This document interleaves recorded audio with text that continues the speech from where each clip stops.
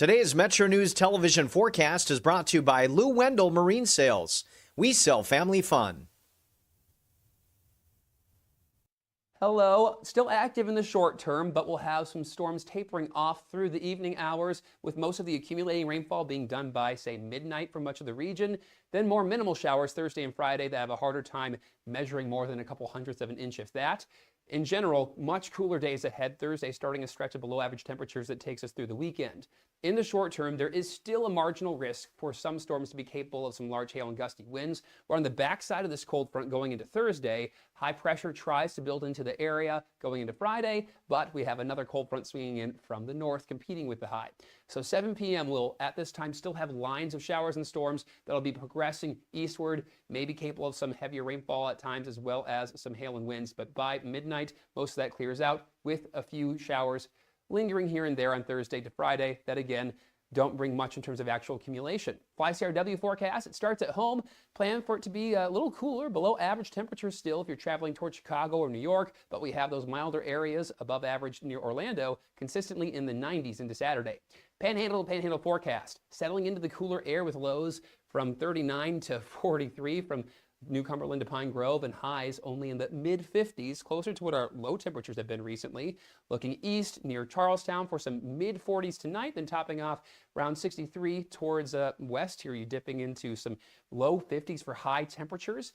We'll see 40 for Elkins with some scattered showers and storms here. Ripley drying out, being further to the west this evening. We'll see highs in the mid-50s to mid-60s there. Meanwhile, 40 in Marlinton, 48 Williamson, and another spread here of about 54 to 64. Charleston about 10 degrees below average Thursday and Friday with a few showers. Back in the 70s next week with more rain. You own a boat because you love spending time on the water. Choose the outboard that allows you to make the most of it. Honda Marine's legendary reliability, ease of maintenance, and powerful performance keep you going strong. And they're all backed by the peace of mind protection of the industry's best limited warranty. Visit your Honda Marine dealer today and find out why it's more than an engine. It's your time on the water.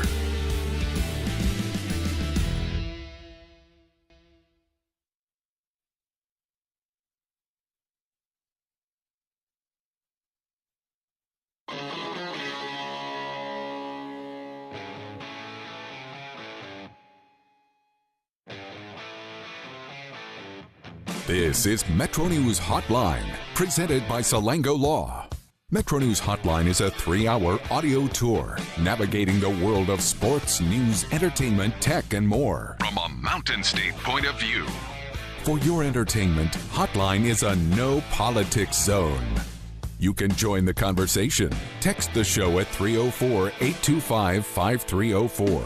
304-TALK-304. Or call 800-765-8255. Here's the host for Metro News Hotline, Dave Weekley. All right. Hello, West Virginia. We are back for more in the 304. Time to get it done in the 681. Time to start this 3-hour audio tour. We're here together again. Wednesday, April 29th, 2026. Metro News Hotline. Metro News Hotline comes to you from the Salango Law Studios. Visit salangolaw.com. Outside at our broadcast, well, inside it's nice and toasty warm and kind of dry, relatively dry. It's a little dry. It's somewhat. It's not perfectly dry. Somewhat dry, but outside at 1111 Virginia Street East, out on the porch. Well, I guess it's technically sort of dry out on the porch because you're covered out there. But if you stepped off the porch, then it's raining cats and dogs. That's generally how it works. Yeah, it's raining cats and dogs out there. It is about 65 degrees, and I guess we're gonna have rain the rest of the day. That's the plan, right? Yeah, I mean, it was pouring as I was coming into work today. It's just a rainy day. It looks like one of those days, man. It's thick clouds, thick rain coming down pretty regularly. Got a little cooler, you know. But you know what? We're inside. We're dry. What do you say we have a show? Hey, yeah, we don't have to. We can do a show today. Look, today we don't have to complain about how nice it is outside. Oh yeah, that's true. You know, we were like, hey, look at all. So dry. That's so true. So boring to do that. Somewhere there's somebody day. that has to work outside, and bless you for it, but it's not us. Yeah, that's right. But I mean, it is really raining. It's been a while since we've had a really wet, super wet day. Yeah, that's probably true. Now the other night, which night was it? I got maybe Sunday night. overnight it was really raining to beat the band here in Charleston. But enough about the rain and about the show. We're not here to rain on your parade. No, we're not. Coop, is there room for anybody else in today's show? Have you seen the lineup for today's show? There is a lot going on. I know we've got a lot of stuff. I don't know if we're popular or I don't know what the deal is, but packed. there's a lot going on. We're packed on the show today. Jeff Erickson's going to be here to talk about fantasy baseball in about a half an hour. You'll have to ask him about his new office. You know what? I was just talking to him about it upstairs. Like, literally, that's the reason. I don't know if you noticed, but I was a couple minutes late coming down here. I was literally talking to Jeff Erickson. Really? Yeah. He had a change of number for us. Different number. Okay. He just wants us to use his cell primarily now. That's what he has routed into his home office.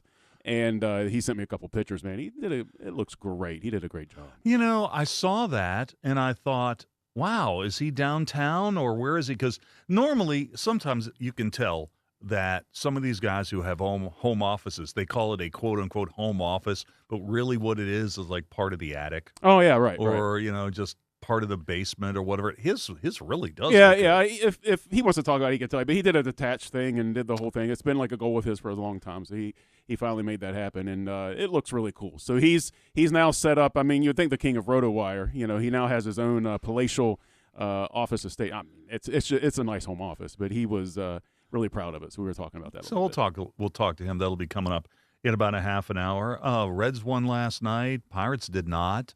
The WVU's baseball game today at Penn State has been rained out. I don't know if the Marshall game at Ohio, which is set for 6:30 tonight, has been rained out yet. Is it rained out? I don't know. We'll get you that. We'll find that out here in just a little bit.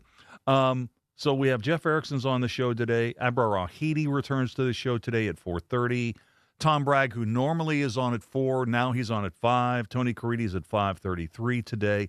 Oh, Chris Smither's on the show today, Coop. So you're thinking, who's Chris Smither? Well, he's one of the stars of the short live-action film that just won the Oscar. Okay. So he'll be on. Have you seen that movie? It's available on Netflix. And it's only 18 minutes. Nice, and I watched it earlier today. So it's a really good movie. Here's the thing. Do you watch short films? Do you like short films? As a general question, I don't really have an answer to that. I have watched short films, and I have no bias against short films. However, do I go out get the whatever the short film version of like the O. Henry short story releases are? You know how they do those short story things, and do they still? I don't even know if they still do that. But anyway, I've read a ton of those in my life, but I can't say that I seek out short films necessarily. But I've seen many of them, and many of them are very good. And there's been many of them that were the inspiration for longer projects that came down the line. This short film was only 18 minutes long, and at the end, I'm like, this could have been like 2 or 3 times as long. But then it wouldn't have been a short film. That's probably a good feeling, though. I mean, it is a good feeling. Yeah, it's one of those things where, and this doesn't happen enough, frankly, that when a movie ends, you wish, man, I wish there was more. You know? That's what I was just thinking. I mean, it seems like that in this day and age, and it's just because of the nature of things. Right. You and I being somewhat older gentlemen, I think that when you and I watch movies, we still consume movies more or less the way we've always consumed movies, which is we sit down at the beginning of the movie, we watch the movie, and maybe we get up at some point during the movie if we're watching at home and take a bathroom break or get something to drink or whatever. But generally speaking, we're watching the film. And movies anymore are made for people that don't watch the movies, you know. So, I mean, so it's nice to actually watch something and be like, wow, there could have been a lot more than that. Because usually you're like, look, it's been 2 hours and 20 minutes and you've redone the plot 4 times. I get it already. I'm not one of those that's not watching the film here. Can we move it along a little bit? So it's nice to have content that you would like to see more of. Maybe there'll be a sequel. Maybe it'll be a feature length. Maybe.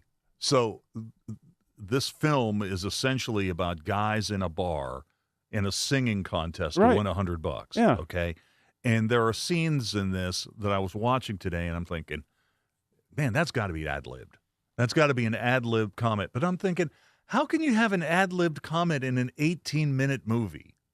Is that possible? Yeah, sure. I mean, the way any of that Doesn't stuff... it sound lazy? It depends on what you're going for. A lot of directors will do that to get a more naturalistic response. Yeah. You'll just give them the outline, like, here's your character, here's your background, here's what you know, here's the things that are relevant to what we're doing today.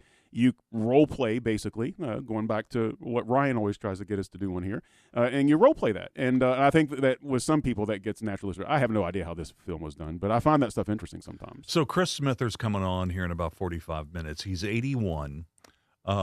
He's been on the circuit for 60 years. Wow. Okay. Wow. So he bought the ticket and he took the ride. Okay. There's probably nowhere in the country at this point he hasn't been. So I was thinking, he sings House of the Rising Sun in this movie. And now that it's won an Oscar, does he have to sing that on Sunday when he appears on Mountain Stage? Is he going to have to sing that every show until the end of his run, which is who knows how much longer he's going to go? The reason I bring this up is he's a really prolific songwriter. He's been writing songs for 60 years. So does this classic now have to be in his set? I mean, if I was one of the reasons I would probably go see him would be because of his role in this particular Oscar-winning film. I'd expect to hear it. Yeah, I'd maybe. expect to hear it. Maybe. I think that I think he's a musician's musician, and a lot of people that turn out probably either are unaware that he was in the film or saw the film because he was in it, and would probably be happy with the set. I don't know. It'll be interesting to find out. He's got some great stories about Townes Van Zandt and about Bob Dylan. He's from that era.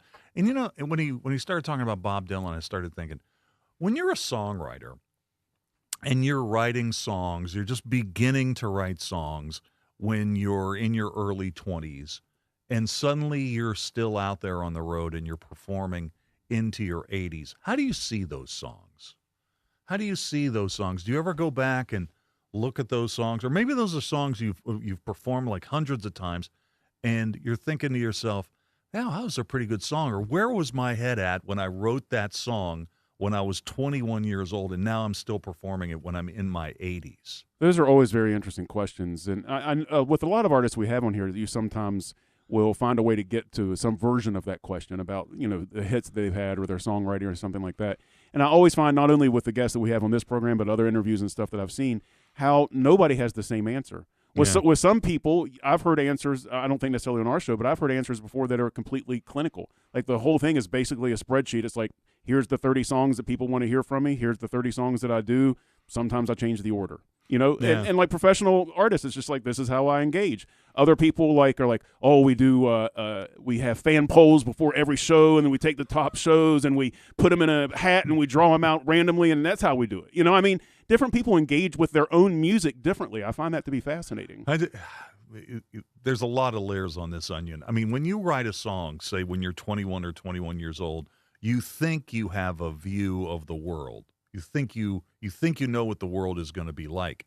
When you go back 60 years later and you try to look at those same songs, I think it's kind of interesting to see how your worldview may have changed, or how you maybe you were like, this was a prediction of how things really worked out, and you just didn't realize it when you wrote this thing when you were in your early 20s. Anyway, we'll get into that. That'll be at 4 o'clock.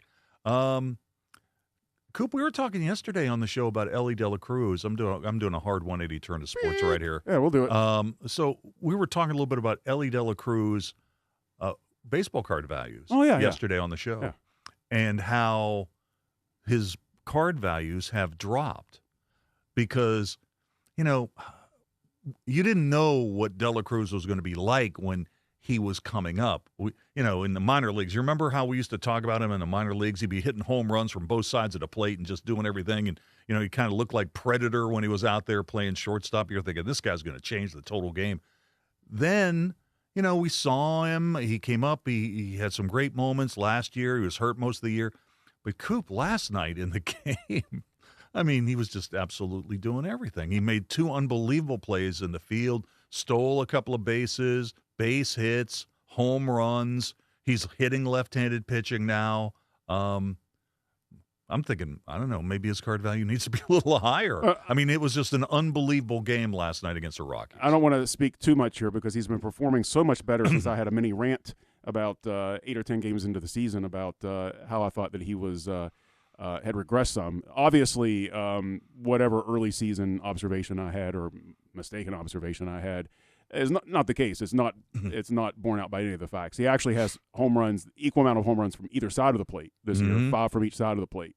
He's hitting over 300, and he's doing damage on both sides from doing that. Yes, he had a game a couple weeks ago where he had a couple of errors in a game, and people were like, "Oh, there's Ellie again." But that was one game so far this year. Otherwise, his infield defense has been absolutely incredible, and I mean maybe even award-winning incredible. Some of those plays that he's been making, like the one last night where he was going over towards third base, falling away from first base and throwing basically under his arm and throwing a guy out across the field. There's not another shortstop in the league that makes that play. Nobody does. Nobody makes that play. Pretty incredible stuff. I'm going to stop about right there because I don't want to curse the kid because it seems like that every time I'm like, oh, he's here, he's arrived, then he goes in a month-long swoon. So, well, one of the reasons I bring this up is because expectations can be kind of a funny thing. I'm looking at the highlights last night of the Pirates game with the Cardinals, and we talked about this before a couple of weeks ago about it's a small sample size, but J.J. Weatherholt, who played for the Mountaineers, they wondered whether or not he would be a defensive liability for the Cardinals. And he made a play last night that I'm thinking he wasn't making that play at West Virginia. Okay? So these guys get better. Yeah, right? I mean, they're pros. Yeah, right. And that's the one thing. What's the first thing that you and I, as people that have seen literally thousands of baseball games in person, what's the one thing that we always talk about being the difference between even like A-ball and college ball? It's defense. Yes. It's defense. It's one of the biggest differences you see between watching college ball and even low minor leagues. The professionals play better defense. They know where to back up the play better. It's more consistent.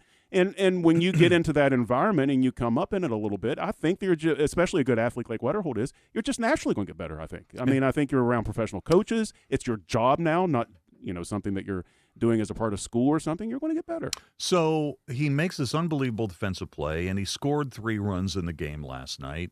Victor Scott, by the way, had a home run. He's another former WVU player. We're going to play the clip here in a bit.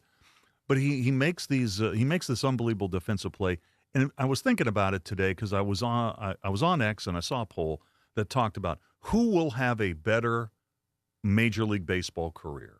And there's so much stuff that goes into a question like that. And the options were Weatherholt or Connor Griffin. Now, I immediately put Griffin because he's a better prospect. But how do we know? I mean, injuries factor in on that kind of stuff. Coop, you and I have talked about it. Remember Greg Jeffries? Yeah, he was like he's a can't-miss prospect who, had a couple of decent years but in sort the of major. Missed. I don't know. Well, did he really miss? He just wasn't what he wasn't what they expected. The thing too the point I've been thinking about this a lot recently too, because this conversation that we're having for baseball is actually kind of a new conversation. When these guys were drafted, it's only been the last decade, maybe even shorter than that, where we're talking about guys that get drafted getting into the league within a year or two, or even in some cases right away. It used to be a long journey up through that prospect pipeline. Oh, yeah. So to me, it's a little bit different now because it used to be in baseball, like first round pick meant something, but the guys that made it to the league weren't necessarily the first round picks. They're the guys that made it in the minors. And I think it's a little different now. I'm not sure how to evaluate that because this thing where you're evaluating these guys as being number 1 picks and they come in and they're in the league in a year, and that's different. That's not typical to baseball until the last 10 years or so. It's funny you bring that up because yesterday I had a commentary in the morning news about the anniversary of the first game at Watt-Powell Park, and Charleston in those days in 1949 was a Class C. And we were talking about Weatherholt and the Cardinals. The Cardinals, at one point, had the most levels of minor league play. Branch Rickey basically invented the template for how minor league baseball was supposed to work in terms of classifications. But, I mean, you used to have to go through like 5 levels of minor league ball just to get to the major leagues. And not only that, there were so few teams. There were fewer teams. Yeah, even in Charleston, we were like the third stop for like the Wheelers. You know, Low A ball. You had like rookie league, low A, and then regular A. I mean, it was. And now some guys skipped and would skip around a little bit or whatever. It wasn't always a progression, but usually you pay the dues a little bit. This stuff talking about guys a year or two out of school is different. You know, it's funny. All I had to do was say Ellie De La Cruz, and like Jeff appeared. It was like poof. I was coming down here anyway. So what do you think? You think he's back on track? Well, he's having a great year. What is he, 23, 24? I mean, come on, man. I mean, he's doing things. And of course, it's baseball. Right. You got to learn how to fail, right? Because you fail more than you. But at one play he made last night. Yeah, I mean, it was there an were actually unbelievable two play. of them. Yeah, the one on the bad hop, the double play. I mean, you know, I'm just enjoying it. Yeah, I'm enjoying it. If you're a Reds fan, enjoy this for 3 more years. It's funny. I saw a note. He is the first player in Major League history to have 10 or more homers and 8 or more stolen bases in the month of April. I love these stats. And then somebody came in and said, well, O'Neill Cruz is the first player to have 10 or more home runs and 9 or more stolen bases. So we'll see if these guys like add to their totals in the next couple of days. What do you got in the news? What's going on? Well, there was a scare earlier today at Wildwood Middle School in Jefferson County, Dave. And I think it just speaks of the times, right? There was a call to the school that there were bombs planned around the school, that someone had an assault weapon.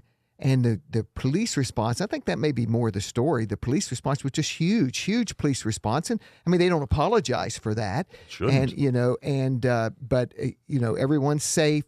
Nothing was found. They did take the kids off campus. They locked them down and then reunited them with their families off campus by taking school buses and then driving them off campus and meeting with their families at another location. So we've got the story at WVMetroNews.com. Something you're interested in. Next hour, 4 o'clock, the attorney for the Justice family will be meeting with reporters. He's got a statement to give at 4 o'clock today. And might warrant you coming back down here, Yeah, Jeff. yeah, we'll see what this is. If this just kind of trying to get the upper hand on the PR game, we don't know what it is. So we're going to take a look at that. And then another thing, busy I-64, we know the busiest interstate in the state. Westbound tonight at the Montrose Drive exit in South Charleston. Westbound lanes will be closed as they put up the new steel for the bridge that goes over there. Oh, yeah. I see them doing that work over there. Okay, so you're going to have, if you go westbound after 10 o'clock through 5 o'clock tomorrow morning, got to just get off the Montrose exit and they're going to get you right back on, off and on westbound. That's like a personal news update, Coop. I mean, that's my extra. Well, Dave, man. I try to tailor it to you. I mean, if Ryan's not here to give you the business, yeah, right. This is like in the old days of opening up your browser and it be on like your Yahoo For You page. That's right. Jeff, thank you. All right. We'll take a break. Back with more in a moment.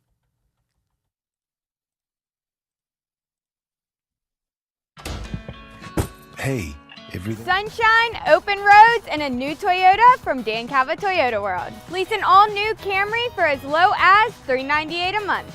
All new Tundras now up to $8,000 off. All new Tacomas now up to $4,500 off or lease as low as $399 a month. $7,500 off the new BZ or 0% financing for 72 months. We've got a Toyota for you at Dan Cava Toyota World in Fairmont. Shop the world. What do you know about hot dogs? Because we've been all about hot dogs this week. I love hot dogs, and I love them with Miracle Whip. Oh, God, I forgot. Never mind. I forgot and onions. Okay. I actually, yesterday morning, I had a hot dog for breakfast at 6:45 with onions and Miracle Whip. And with that, we'll be back right after this. Join Dave Allen weekdays for midday on Metro News Television. We're Panhandle Cleaning and Restoration, and we're gonna save you. We've got it down to a science, an absolute state of art. We do it all, restoration, cleaning, and reconstruction. When disaster strikes, just pick up the phone. We're Panhandle Cleaning and Restoration, and we're gonna save you. Leading the efforts to build a stronger West Virginia, the High Technology Foundation has a proven plan to strengthen and diversify our state's economy. The I-79 Technology Park's high-capacity infrastructure continues to attract advanced federal operations that are driving economic growth. This keeps our young, educated residents in the state and brings West Virginians home. The High Technology Foundation, building a stronger West Virginia. Learn more today at WVHTF.org. You own a boat because you love spending time on the water. Choose the outboard that allows you to make the most of it. Honda Marine's legendary reliability, ease of maintenance, and powerful performance keep you going strong. And they're all backed by the peace of mind protection of the industry's best limited warranty. Visit your Honda Marine dealer today and find out why it's more than an engine. It's your time on the water.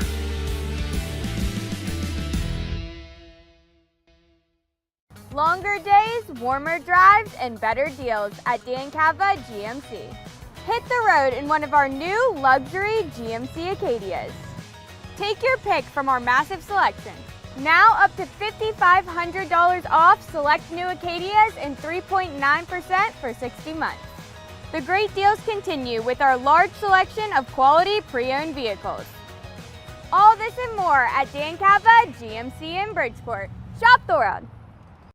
Nasal obstruction, stuffiness, blockage. Is it allergy? Is it sinus? A lot of times it may be both. The WVU Medicine Sinus and Allergy Center is a clinic where we house all specialties that take care of allergies and sinuses together. You name it, we have it. It's one-stop shopping. Anything ENT that needs done for the citizens of West Virginia, we can provide that care.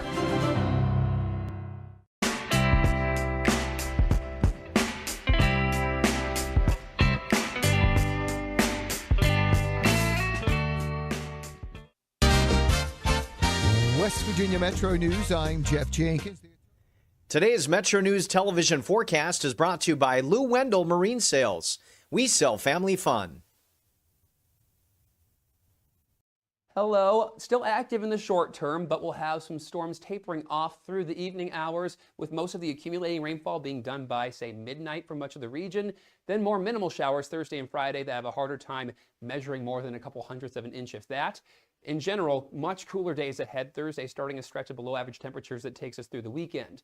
In the short term, there is still a marginal risk for some storms to be capable of some large hail and gusty winds. We're on the backside of this cold front going into Thursday. High pressure tries to build into the area going into Friday, but we have another cold front swinging in from the north, competing with the high.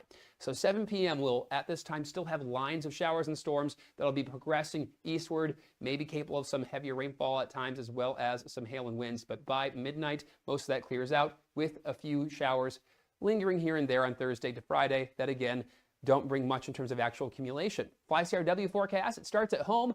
Plan for it to be a little cooler, below average temperatures still if you're traveling towards Chicago or New York, but we have those milder areas above average near Orlando, consistently in the 90s into Saturday. Panhandle to Panhandle forecast, settling into the cooler air with lows from 39 to 43 from New Cumberland to Pine Grove, and highs only in the mid-50s, closer to what our low temperatures have been recently.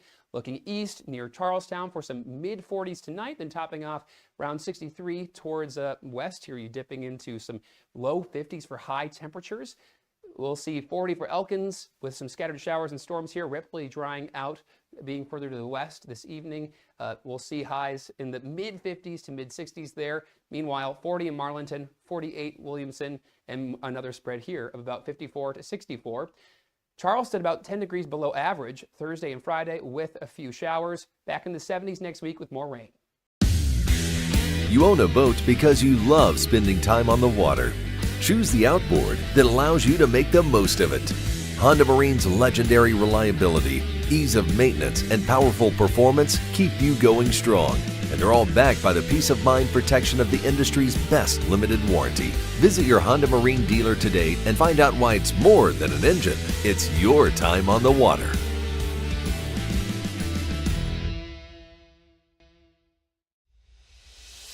On the next State of Minds. When something like punk rock comes around, it's very anti-everything, and people were really looking down on what they were brought up with. And for us, we found it was kind of fun to embrace it.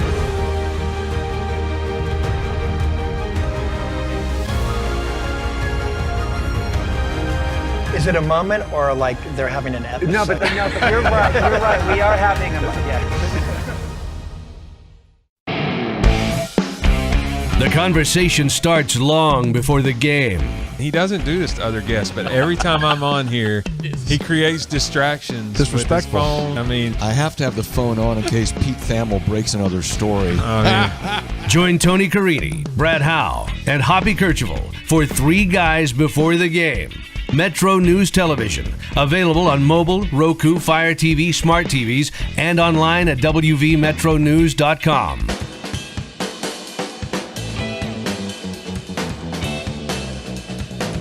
All right, welcome back. 26 minutes till the hour. By the way, Wall Street's going to be closing up for the day at the top of the hour, but the real action is going to be after the close. You got mega tech earnings today. Meta, Google, Microsoft are just amongst the behemoths that'll be reporting after the bell, and we've got Apple reporting after the bell tomorrow, so we're on the watch for that. Question of the day. Coop, did you hear about this? They're expanding the NCAA basketball tournament. You believe that? Yeah, well, yeah. The NCAA has initiated final steps to expand both the men's and the women's basketball tournaments from 68 to 76 teams. The change is expected to be rubber stamped next month and will go in effect next season. So the expansion adds 8 teams to the field, primarily impacting the preliminary stages of the tournament rather than the main 64-team bracket. The opening round, which is currently the first 4, will be replaced by an expanded opening round featuring 12 games. 24 teams will now compete in these early games on the first Tuesday and Wednesday of the tournament to secure a spot in the field of 64. Now, this new format is going to feature 6 games between automatic qualifiers. That's lower-seeded conference champions, like if Marshall would win the Sun Belt, and 6 teams between at-large teams. That means more teams, including some number 14 and number 15 seeds, will be forced to play an extra game to advance. Well, this is all kinds of people that needs to play an extra game, right? Including the Marshalls of the world that will need to play an extra game to advance. Yeah, so think about this. I mean, I'm a little snarky about it, but it's like Marshall would have to go to Dayton. You get into the tournament, right? You win the conference tournament in the Sun Belt. You go to Dayton, or I guess maybe some other location, who knows, and you play. So then you would play like a team that went 6-12 in conference play in the Big Ten. Right. So it's more inventory, more money. But I haven't seen a single person claim that they like this idea. I got an idea. Why don't we get like a tournament DraftKings. I got an idea. Why don't we get like maybe the best 16 teams in the country and have like a super tournament? Yeah, right. Okay. And the only teams that get to go are like the conference champions of the best conferences. Wouldn't that be awesome? It'd be interesting, wouldn't it? It'd be good, It'd be right? Fun. Yeah, it'd be a lot of fun. Anyway, so the question of the day, and it's sponsored by Salango Law. Are you in favor of the NCAA tournament expansion next year? And how do you think this change will affect the March Madness field? Does it make the early games more exciting, or will it dilute the regular season? There used to be games that would happen in the regular season that had value. Right. And the other question I have for you, I think if I remember correctly, because you did the deep dive, or you had some guests on and talked about this, we're basically getting flush Final Fours, right? We're not really seeing any Cinderellas or anything like this, right? So this is just adding more fodder to bet on. Yeah, right. More television inventory. Yeah, and more ads to sell. And for nobody getting a better chance to win a championship, because it's going to be the same teams that are up there all the time that are getting it. At least the same ranked teams. I mean, maybe not the same exact teams, but the seeds. So that's the question of the day. So send your text comments in. 304-TALK, 304-304-8255, 304. We got a couple of guests who will be on to talk about this in the 5 o'clock hour. Tony Caridi at 5:30, and Tom Bragg will have some thoughts, too, at 5 o'clock. So there you go. Oh, and you can reach me also on X. I'm still there for now at Weekly, WEEKLEY. Let's get into the sound of sports, and we'll start with college baseball. WVU's game at Penn State has been canceled due to rain. The Mountaineers have lost 3 of their last 4. They'll host K-State this weekend. Last night in Moorhead, Kentucky, Marshall lost to Moorhead State 9-6. It was the Herd's second loss of the season to the Eagles. Marshall led early, but Moorhead put up 7 runs in the third inning, a frame with a pair of 3-run homers, including this bomb from Ian McCubbin. This one's hit a ton to left field. Forget about it. It's way out of here. 393 feet according to TrackMan with an exit velocity of 110. For McCubbin, his 11th home run of the season. And runs batted in 51, 52, and 53. How about that, Coop? He was giving me the exit velo at Moorhead State look at yesterday that. off the bat. That technology's everywhere now. Color me impressed. The Herd will play tonight, we think, in Athens against the Ohio Bobcats. If that game's rained out, we'll let you know. By the way, the Dirty Birds won their 10:30 game this morning. They lost. Hagerstown beat the Dirty Birds 9-5. Hagerstown beat the Dirty Birds also last night. They'll play again tomorrow. Big leagues in Pittsburgh. The Pirates were outslugged by the Cardinals 11-7. Former Mountaineer Victor Scott cracked his first homer of the year, a 2-run shot in the second inning. Cardinals lead 1-0 as Victor Scott II leads off. Next pitch to him is hit high and deep to right field. He got it. It's gone and it's over the bleachers. A home run for Victor Scott, his first of the season. And the Cardinals have had 2 solo big flies in the early going. It's 2-0 St. Louis. He did not miss that pitch from Ashcraft. As you talked, Ricky, allowed only 4 home runs in his first 31 career games, 99 1/3. And in 3 innings tonight, 2 home runs given up. All right, so Scott's former WVU teammate J.J. Weatherholt scored 3 runs in the game last night. Bucks have dropped the first 2 games of this 4-game set. They've lost 3 straight for the first time this season. Rookie right-hander Bubba Chandler gets the ball for the Bucks tonight. Bright spot for the Pirates. Connor Griffin had 2 hits last night, including a home run. Here's Pirates manager Don Kelly, and he says his 19-year-old shortstop is still starting to come on. He continues to work every day. It's been impressive, like we've talked about the whole time with him, the way he's gone about it, the work ethic, the mindset for a young kid has been super impressive, and he's just going to continue to get better as he understands what the other teams are trying to do to him, and he's really, really good at making adjustments. In Cincinnati, the Reds have won 8-10. They opened a 3-game set with a 7-2 win over the Rockies last night. Ellie De La Cruz homered, drove in 4, stole a pair of bases. De La Cruz went deep in the 8th as the Reds were adding on. Ellie has driven home 2. He has scored 1. He has 2 stolen bases. He's 2 for 3. 1-1 to De La Cruz, driven to left. McCarthy fading back, and that is gone! Opposite way for De La Cruz. He drives home 2 more tonight. That's 4 RBIs on the night for the big fella. 24 RBIs on the year, and the Reds have opened up a 6-2 lead in the 8th. His 10th home run of the year already. Chase Burns got the win, worked 6, matching his season high with 9 strikeouts, allowing 2 runs on 7 hits and a walk. Here's Terry Francona on De La Cruz night. Well, I mean, right-handed, he's been so much better. And then, and you've heard me say it, and I'll say it again, but when you drive the ball the other way, you're fundamentally very sound. And guys like he and Sal, they're strong enough where they hit the ball the other way, they get rewarded. All right, so Brandon Williamson goes tonight, and the Reds may be getting Nick Lodolo returning to the rotation as early as next week.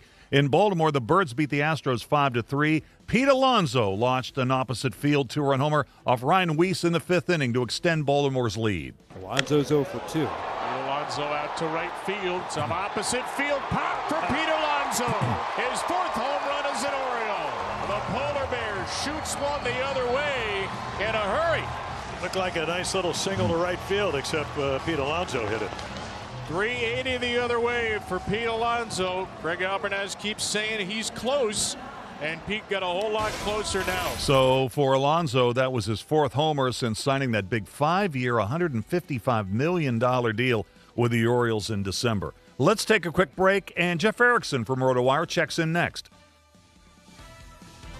Worried about paying for college? Metro News is proud to present the 19th annual West Virginia Scholar Program, where one high school junior in West Virginia will win a full scholarship to West Virginia Wesleyan College, including room, board, tuition, and fees. For details, go to WVMetroNews.com and click the Apply Now button. Deadline is May 3rd. The 2026 West Virginia Scholar Program, presented by Greer Industries and the West Virginia Hospital Association. Go to WVMetroNews.com and apply today by May 3rd. Hi, I'm Chris Waddell, Principal and Office Lead for Martinsburg for CEC. After serving in the military, I found my home in Martinsburg. Traveling across the states, I've always wanted to serve my community. At CEC, I get to do just that. Our core values, clients first and we own it, resonate with my mission-driven background. We solve problems by listening and collaborating, and as an employee-owned firm, we take pride in every project that we do. At CEC, we engineer progress in the great state of West Virginia. Find out what CEC can do for you. Visit cecinc.com. Metro News Hotline, brought to you by Salango Law, will return right after these messages.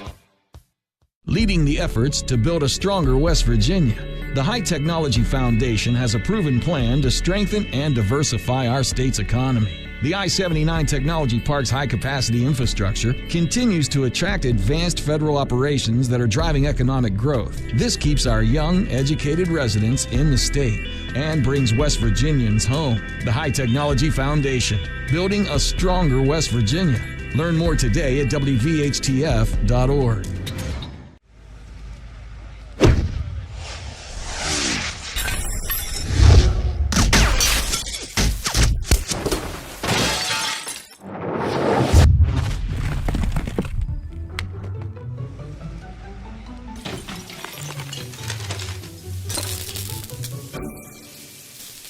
I'm Sean Kovich, Mountaineer Golf Coach. When disaster strikes your home, business, or golf game, call the restoration company the Mountaineers call. Panhandle Cleaning and Restoration. On the next State of Minds. When something like punk rock comes around, it's very anti everything, and people were really looking down on what they were brought up with. And for us, we found it was kind of fun to embrace it.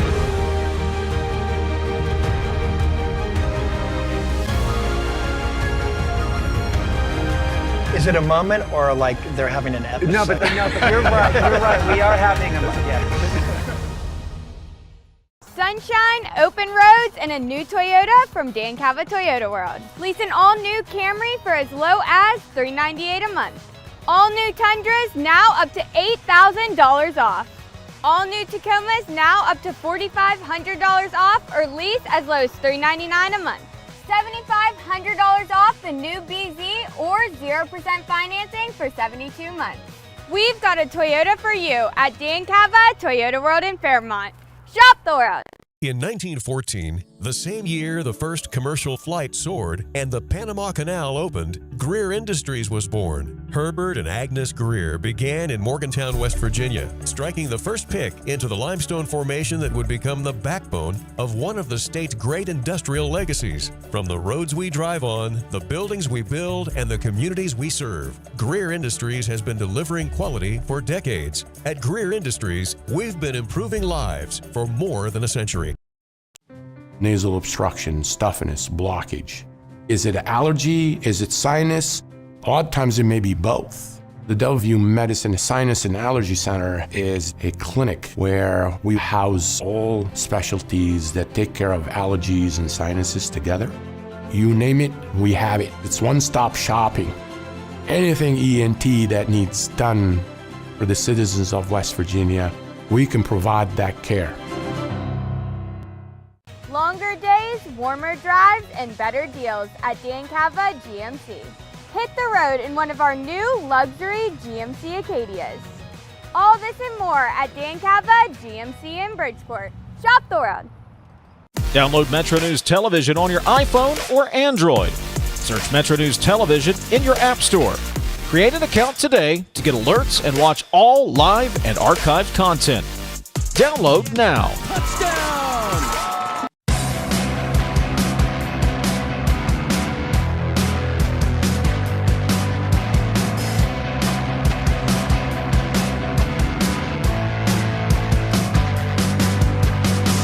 All right, welcome back.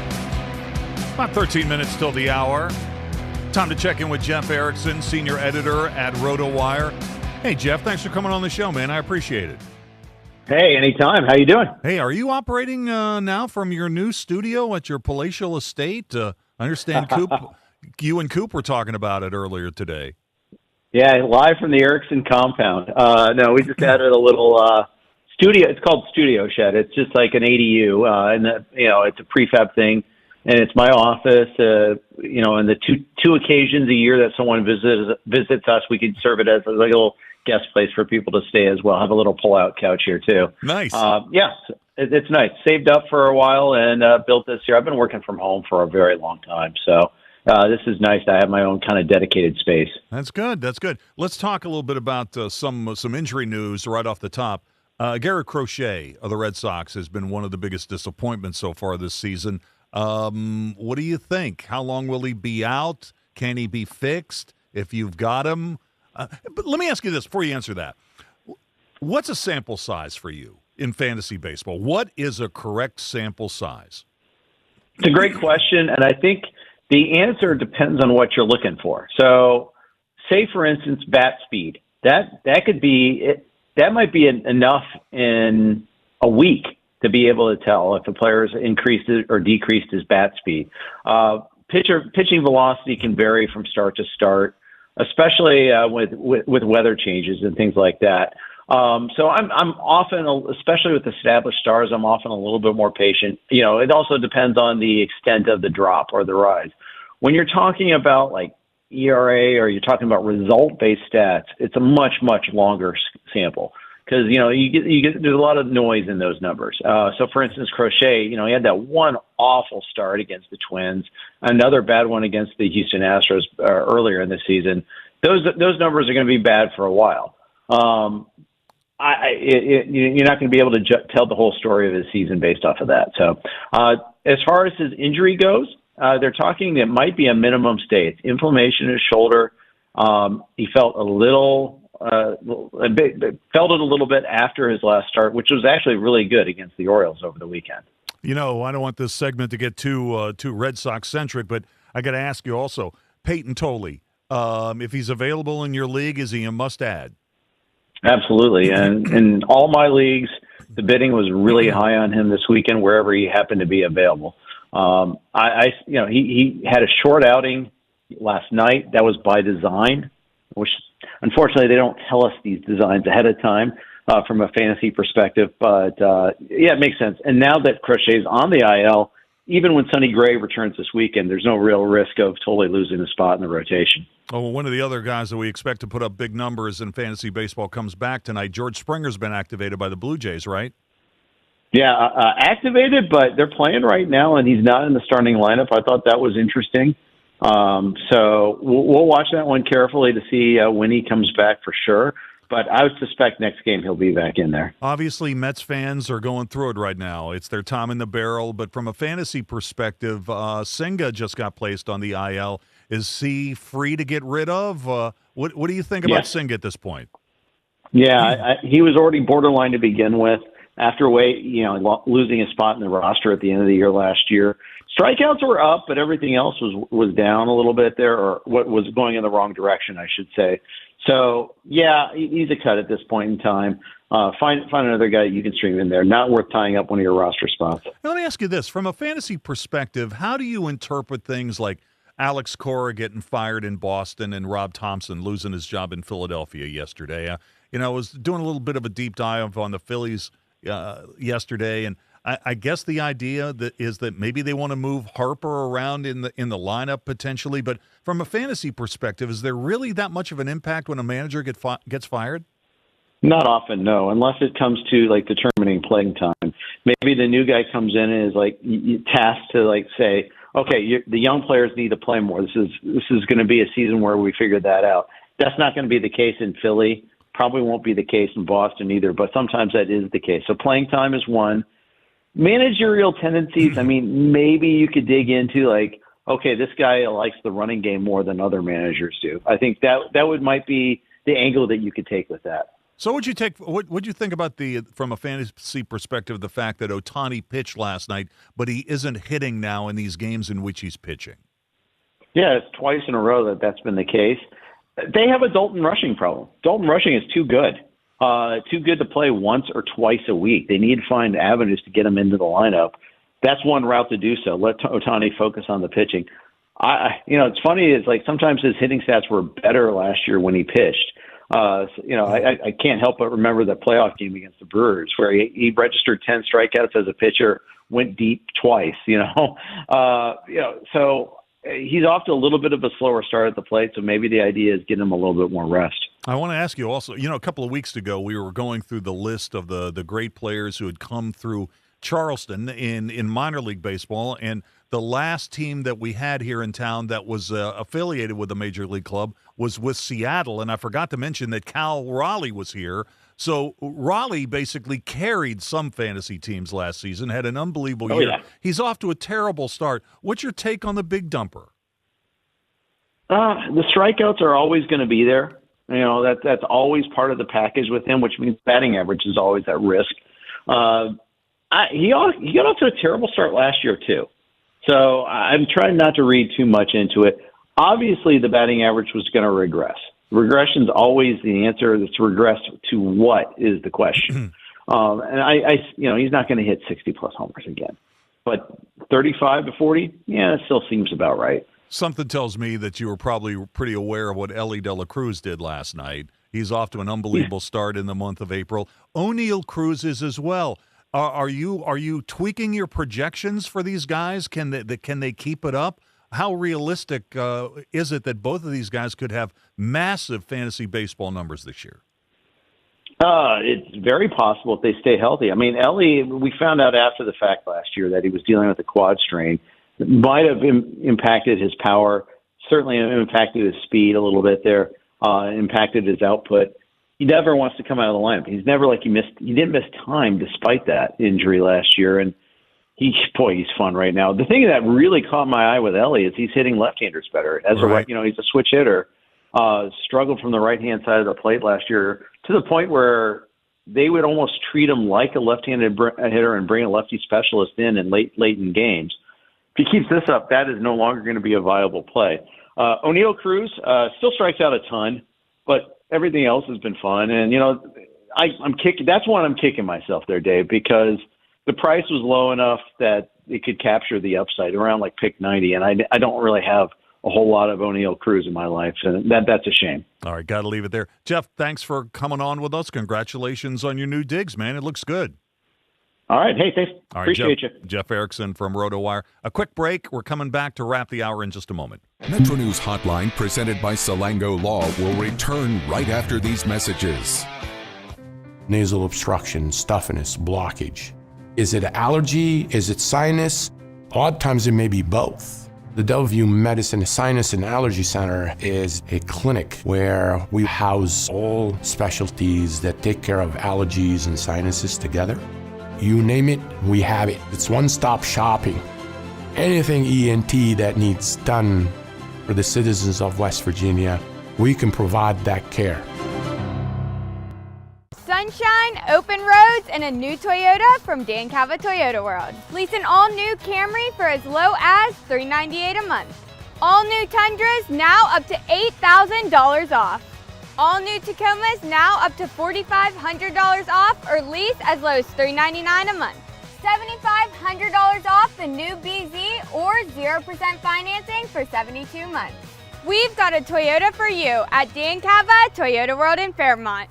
Shop the world. If it matters in West Virginia, it's being talked about here. I always said I was going to move to a mountain in Tucker County, but probably going to put a data center on it, so I got to find a new plan. Oh, you did not. Oh, I did. Told you I was a little grumpy today. Oh, man, you got some zingers today, Dave. I love it. Join Dave Wilson and TJ Meadows Monday through Friday for Talkline. Available on mobile, Roku, Fire TV, smart TVs, and online at WVMetroNewsTV.com.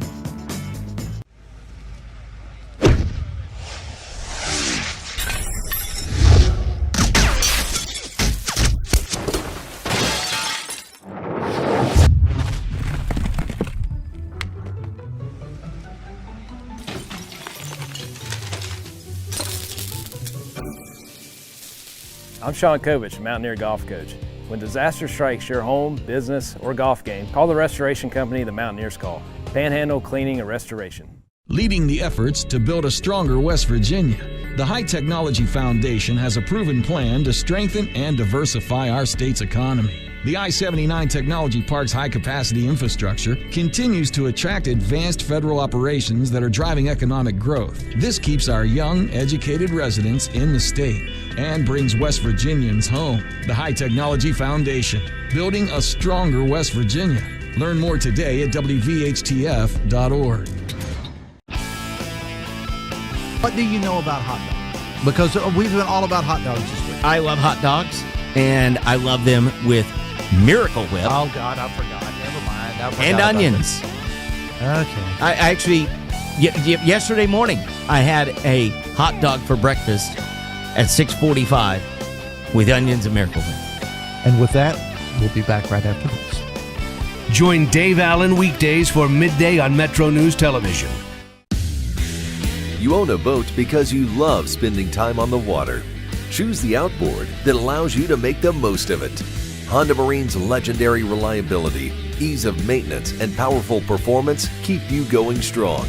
And they're all backed by the peace of mind protection of the industry's best limited warranty. Visit your Honda Marine dealer today and find out why it's more than an engine. It's your time on the water.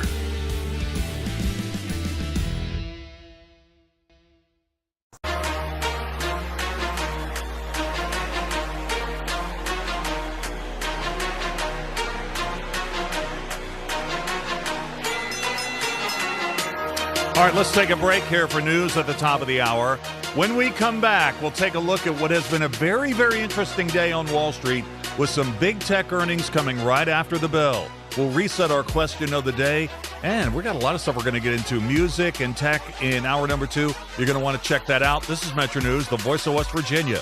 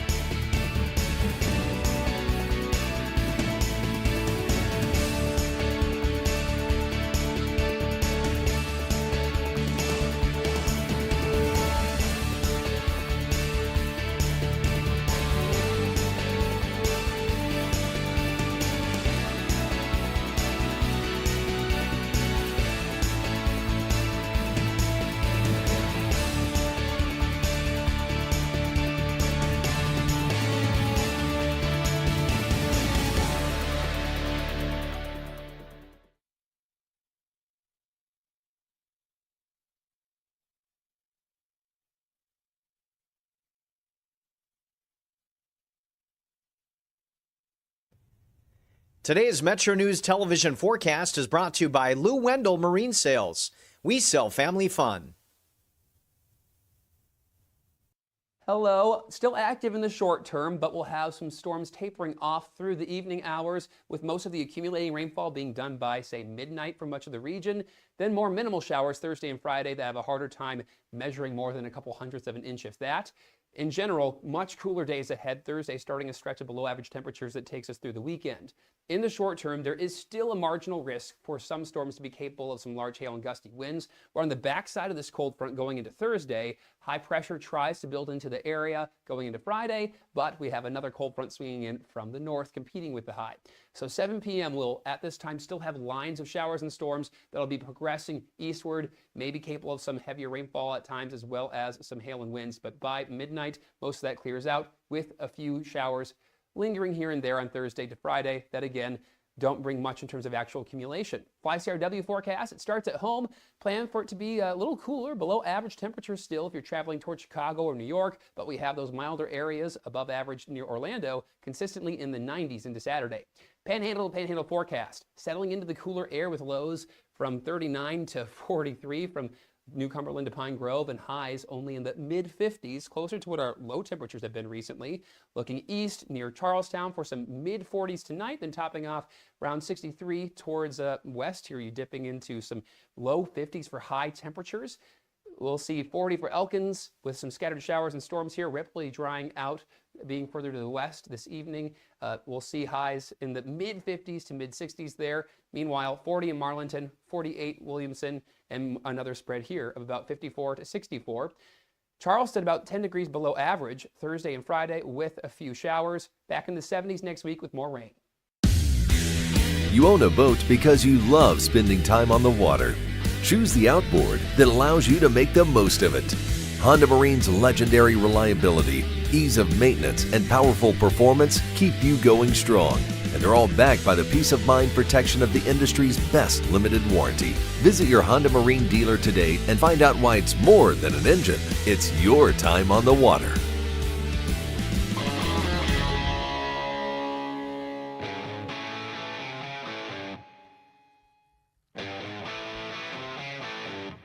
This is Metro News Hotline, presented by Salango Law. Metro News Hotline is a 3-hour audio tour. Navigating the world of sports, news, entertainment, tech, and more. From a Mountain State point of view, Hotline is a no politics zone. You can join the conversation. Text the show at 304-825-5304. 304-TALK-304. Here's the host for Metro News Hotline, Dave Weekley. All right, welcome back to the show. Hour number 2, how do you do? Metro News Hotline, keeping you company here in the afternoon here in West Virginia. We get going at 3:06 every day and take you right through until 6 o'clock. And wherever you're listening to the show today, inside the state of West Virginia or beyond the borders, just trying to get a read on what's going on back home, we hope you're having a good day. We hope you're having a good day. We got a lot of stuff to get into in this particular hour. We'll take a quick peek at how things wrapped up on Wall Street. We'll wrap our question of the day, get that out there again today about the expansion of the NCAA basketball tournament. That news came out yesterday afternoon, so we want to know what you think about it. Also, we got some really interesting things here. Chris Smither, who's going to be performing on Mountain Stage on Sunday here in Charleston at the Culture Center, is going to join us for a couple of minutes. He has a key role in the short film that just won an Oscar at the Academy Awards. We'll talk a little bit about that and his career as well. So that's coming up in just a sec. We've got the entertainment report coming at 4:25. Abrar Al-Heeti is back after a week away from the program, so we'll do a tech news segment. That'll be coming up at 4:33. 5 o'clock hour's packed as well. Tom Bragg will be here at 5. We'll play in or out. Tony Caridi on the Mountaineers and more at 5:33, and then more of your responses to our question of the day. But we'll start where we normally do with what happened on Wall Street today. The Dow was down 0.6%, lost 280 points. Dow closing at 48,861. S&P 500 relatively flat, down but just 3 points today, closing at 7135. NASDAQ was up but just 10 points today, just a nominal gain. The tech-heavy NASDAQ closing at 24,673. The point, though, the big deal with NASDAQ and the big techs, we've had a host of tech giants that are reporting earnings after the bell today. Meta, Google, Microsoft, Amazon, all reporting in the next few minutes. So we'll keep our eyes on that. Stocks related to West Virginia that were big percentage gainers or losers today. City Holdings, regional banks took a hit today. City Holdings down 4% today, lost $5.02, 120.90 at the close. Dow, conversely, was up 3.9%, gained $1.49, 39.50 at the close. In the energy space, oil today up, way up, 7.9%, gaining $7.85. WT on the NYMEX closed at 107.78. That is a high. That is a high. Also, nat gas at the moment up 1 penny, $2.56 per unit. And Bitcoin today. Bitcoin is down 1.1%, losing $850. A coin going for $75,610 at the moment. All right, our question of the day. Yeah, we talked a little bit about this. The NCAA has initiated final steps to expand both the men's and the women's basketball tournaments from 68 to 76 teams. The change is going to be approved next month, and this will take effect next season. So this is really happening quickly. Question of the day, and it's sponsored by Salango Law. Are you in favor of the NCAA Tourney expansion? And do you think this change will affect the March Madness field? Does it make the early games more exciting, or will this dilute the regular season? Once again, what do you feel about the expansion, and do you think this change will affect the March Madness field? Does it make the early games more exciting, or will this dilute the regular season? To respond, text those in, 304-TALK 304, 304-8255 304. Tweet me. I'm on Exit Weekly, WEEKLEY, one word, 3 E's, WEEKLEY. Chris Smither joins me now. He'll be in the lineup to perform on Mountain Stage coming Sunday at the Culture Center here in Charleston. And Chris, you're getting a lot of attention, obviously, for your role in that Academy Award-winning film, The Singers. Thanks for joining us today. How you doing? I'm doing fine, Dave. Nice to be here. Hey, nice to be here with you. And I wanted to say, how long have you been touring? Have you been touring around the country more than 60 years? Exactly 60 years. I started in just about this time of year in 1966. Wow. So I'm guessing by this point you've been in every state, right? Yeah. Oh, yes, I have. So, how did you get involved in the Singers? You have such you have one of a host of memorable roles in this 18-minute film that's available on Netflix right now. How did you get involved in that? It came in over the transom. It was a pure happenstance. It turned out that there was someone who was supposed to, I'm not sure what his name was, but he was supposed to play the part that I wind up playing. He was, I think, pretty old guy, about like me, and but he had never flown. He'd never traveled, and he wasn't in very good health, and he was afraid to get on a plane to come from, I think it was someplace in North Carolina to Los Angeles, and he bowed out right at the end, I think 3 days before they were supposed to start shooting. And the director asked his producer, he says, well, see what you can, go back to the internet. All the people in the movie were found on the internet. Go back and see what you can find. And the producer came back with five different people, and he put them down on the desk, and he pointed to mine, and he said, this guy, my father took me to see him play 20 years ago in Dayton, Ohio. He gets my vote. There you go. So where is the bar, to give just the Cliff Notes version of the movie, it's about a bunch of guys in a bar, including yourself, and you're trying to win $100 by singing the best song. This bar is like so many bars in West Virginia and bars across the country. Is this supposed to be in one specific spot? Well, you have to understand that in the original story, the Russian story, it was in the middle of some godforsaken place in the middle of winter in Russia. And so it's some godforsaken place in the middle of the United States in the middle of winter. And it's not really made specific, but I can tell you that it was actually shot in an old moose lodge in Los Angeles. Oh, that's interesting. Now you're known. Now you grew up in New Orleans and you spent some time in Paris. You're actually from Miami. Where do you live in the Northeast?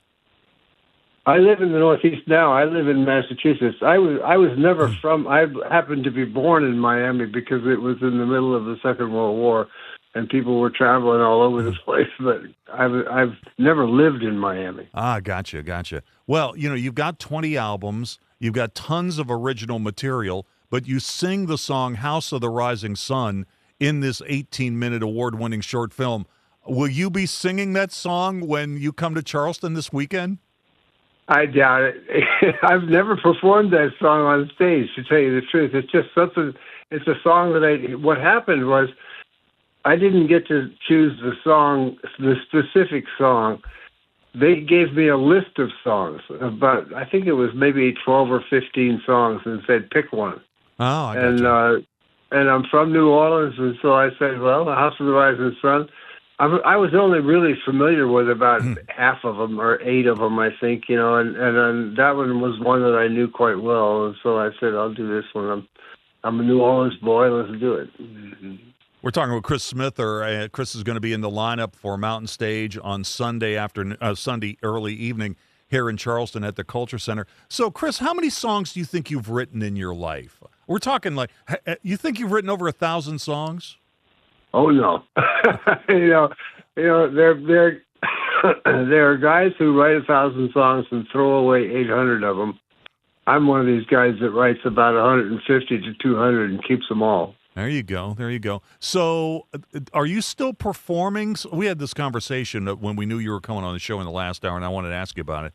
I mean, are there songs that you still perform that you wrote in your early 20s?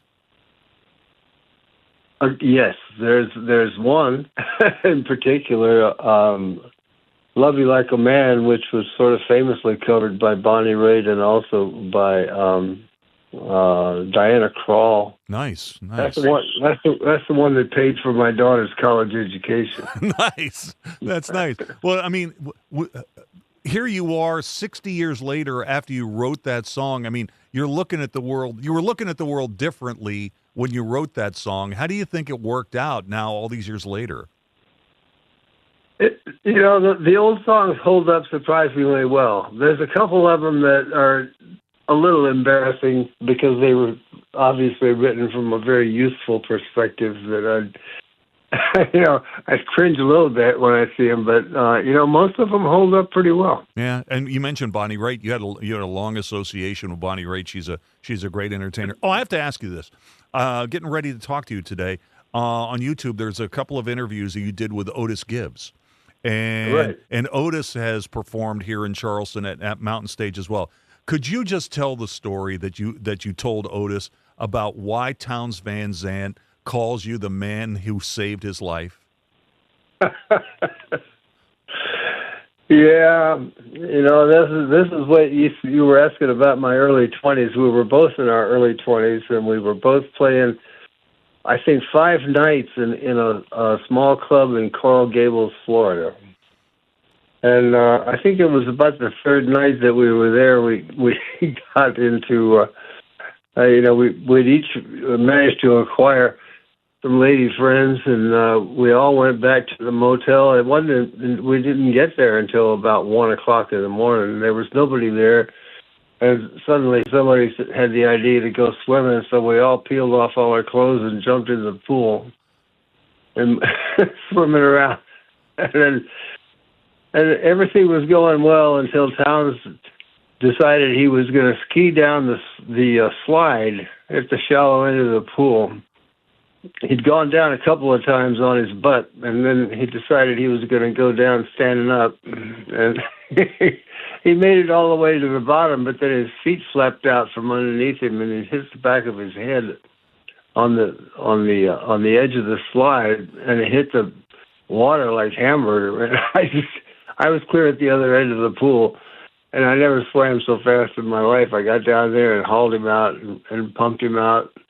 And he sat there with sort of blinking his eyes after a minute or so. And he looked up and he says, "Chris, you saved my life." So he would introduce you, right, as the guy who saved his life when he would see you, correct? Unfailingly. If I met somebody in his presence, he would say, "Hey, this is Chris Smither. He saved my life." Oh, that is funny. That's funny. The other thing I got from just researching you a little bit is, now this is, I never really heard anybody who attempted to do this before. Coop, get a load of this. Chris would perform Desolation's Row from Bob Dylan.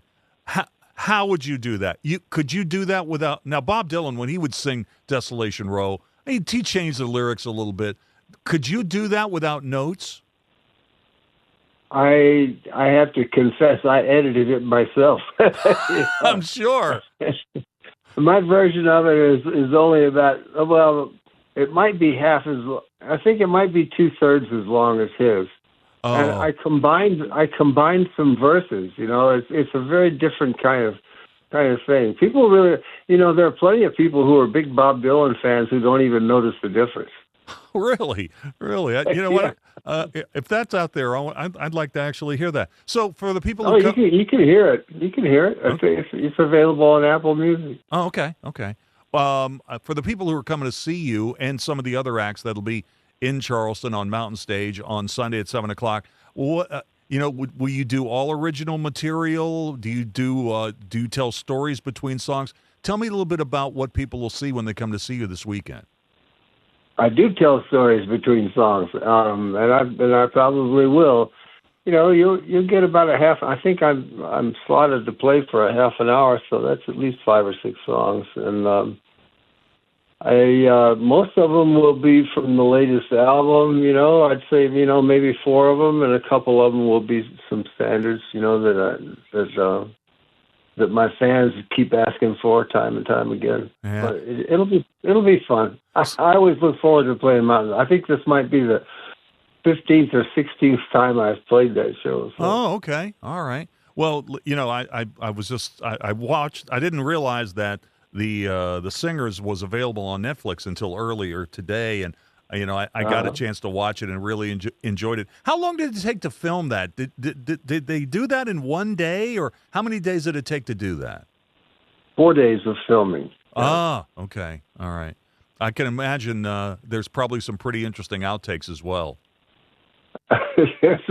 There are a few. You know, I couldn't believe. Most of the time was taken by taking multiple takes of what people were doing. You know, right. And for instance, you know, when I sing my song, I sang it, and you know, the director says, "God, that was great. Do it again." You know? And so I did it again because what they want to do is get different camera angles. You know. Oh, you know, we were also talking about you in the 3:00 hour about the movie The Singers. It's an 18-minute short that won an Academy Award in the most recent Oscar ceremony. Were there any ad-libs in this? Did you ad-lib any lines? It was all ad-lib, all of it. There was no script. There was no script? There was no script. It was so strange in a way. You know, for instance, you know, when you see me, when I first start to talk, the director, Sam Davis, didn't want people to have to memorize a script. He just wanted people to talk as if they were in a bar. And so he would just make directions and sort of poke you in the right direction. And so when the bartender comes over to talk to me for the first time, the camera at that point was behind me looking at the bartender, and you could just sort of see the back of my head. And Sam just whispers to me as he's filming, because he was the cameraman too, and he says, "Here comes Mike. His wife died last week. Start a conversation." Oh, gotcha. All right. Well, hey, Chris, thanks for giving us a couple minutes today, and enjoy coming to Charleston again. You know your way around here, and have a great show on Sunday night. Thanks for giving us a couple minutes today. I do appreciate it. Of course. Nice talking to you. Nice talking to you as well. I tell you what, this thing, The Singers with Chris Smither, is worth your time, and if you have it on Netflix, it doesn't take very long to watch it. It's only 18 minutes. Coop, hit me with just a piece of the trailer from Netflix about this. Here's about 25 seconds of the trailer. Let's see now. There's this guy and this fella in the corner. young man with the tattoos, guy with the tubes, this fish, father, and the bartender, of course. Well, contrary to how it might look tonight, there's more here than meets the eye. There you go. We got a story, bro. By the way, Chris Smither is the guy with the tubes. He's the guy. That's all you need to know when you watch this on Netflix. Let's take a break. We'll come back with the entertainment report in a minute. Don't forget about our podcast. Check out your favorite podcast provider or simply go to WVMetroNews.com and click on the podcast link. This is Hotline, presented by Salango Law on Metro News, the voice of West Virginia. Sunshine, open roads, and a new Toyota from Dan Cava Toyota World. Lease an all-new Camry for as low as $398 a month. All new Tundras now up to $8,000 off. All new Tacomas now up to $4,500 off or lease as low as $399 a month. $7,500 off the new BZ or 0% financing for 72 months. We've got a Toyota for you at Dan Cava Toyota World in Fairmont. Shop the world. We're Panhandle Cleaning and Restoration, and we're gonna save you. We've got it down to a science, an absolute state of art. We do it all, restoration, cleaning, and reconstruction. When disaster strikes, just pick up the phone. We're Panhandle Cleaning and Restoration, and we're gonna save you. When you hired me, you were 29. You seemed like you were 50 when you were 29.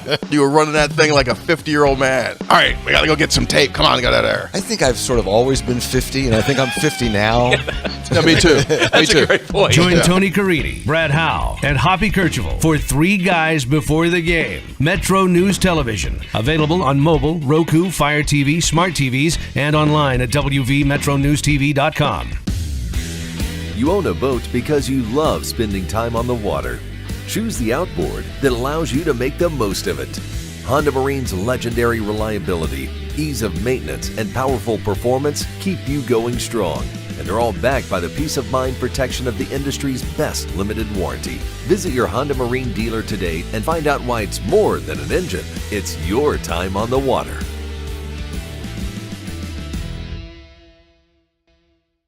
In 1914, the same year the first commercial flight soared and the Panama Canal opened, Greer Industries was born. Herbert and Agnes Greer began in Morgantown, West Virginia, striking the first pick into the limestone formation that would become the backbone of one of the state's great industrial legacies. From the roads we drive on, the buildings we build, and the communities we serve, Greer Industries has been delivering quality for decades. At Greer Industries, we've been improving lives for more than a century. Longer days, warmer drives, and better deals at Dan Cava GMC. Hit the road in one of our new luxury GMC Acadias. Take your pick from our massive selection. Now up to $5,500 off select new Acadias and 3.9% for 60 months. The great deals continue with our large selection of quality pre-owned vehicles. All this and more at Dan Cava GMC in Bridgeport. Shop the world. Nasal obstruction, stuffiness, blockage. Is it allergy? Is it sinus? Odd times it may be both. The WVU Medicine Sinus and Allergy Center is a clinic where we house all specialties that take care of allergies and sinuses together.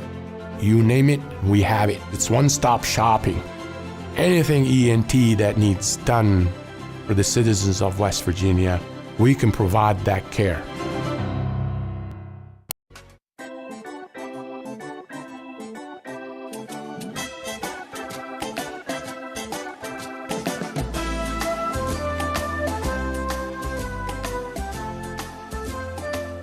And finally, I read that Disneyland will now use facial recognition technology to reduce fraud. Meanwhile, Busch Gardens is still letting guests pay for tickets using loose cigarettes. Nice. True. About halfway home on this edition of Metro News Hotline. Time for Talkin' TV and more. Here are the latest entertainment headlines today from ABC. ABC Entertainment News. Welcome back, Coach. Thank you, sir. Ted Lasso is coming back to Richmond, but this time he's coaching a new team. Apple TV has released the first teaser for Ted Lasso Season 4, which depicts Ted returning to South London to coach Richmond's second division women's soccer team. Jason Sudeikis is set to star as Ted alongside other returning cast members Hannah Waddingham, Juno Temple, Brett Goldstein, Brendan Hunt, and Jeremy Swift. Ted Lasso returns to Apple TV on August 5th. Original judges Paula Abdul and Randy Jackson returning to American Idol on Monday, May 4th. The pair will serve as mentors for the week, and Abdul will also serve as a guest judge with Carrie Underwood, Lionel Richie, and Luke Bryan. And happy birthday to Michelle Pfeiffer, who is 68 today. Michelle Franzen, ABC News. Michelle, thank you. We'll take a break here at the bottom of the hour for local news, and when we come back, Abrar Al-Heeti from CNET is back. We'll do a tech news segment. This is Metro News, the voice of West Virginia.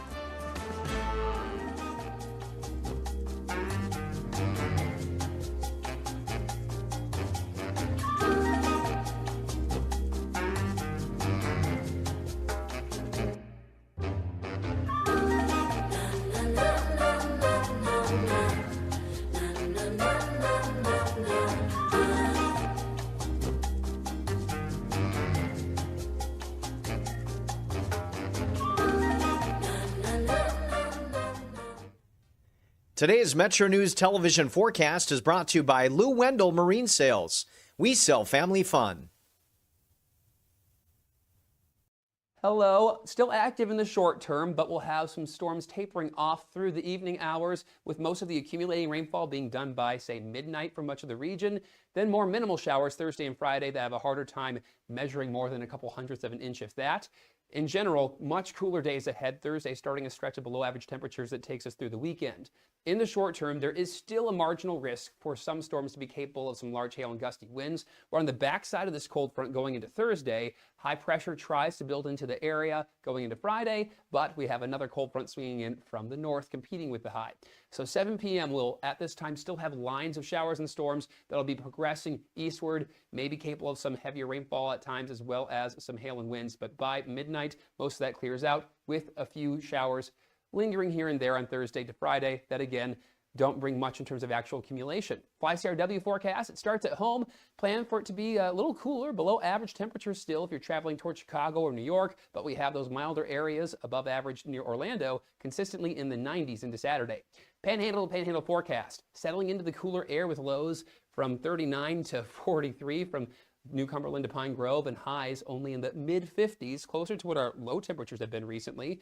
Looking east near Charlestown for some mid-40s tonight, then topping off around 63 towards west here. You're dipping into some low 50s for high temperatures. We'll see 40 for Elkins with some scattered showers and storms here. Ripley drying out, being further to the west this evening. We'll see highs in the mid-50s to mid-60s there. Meanwhile, 40 in Marlinton, 48 Williamson, and another spread here of about 54 to 64. Charleston about 10 degrees below average Thursday and Friday with a few showers. Back in the 70s next week with more rain. You own a boat because you love spending time on the water. Choose the outboard that allows you to make the most of it. Honda Marine's legendary reliability, ease of maintenance, and powerful performance keep you going strong. And they're all backed by the peace of mind protection of the industry's best limited warranty. Visit your Honda Marine dealer today and find out why it's more than an engine. It's your time on the water.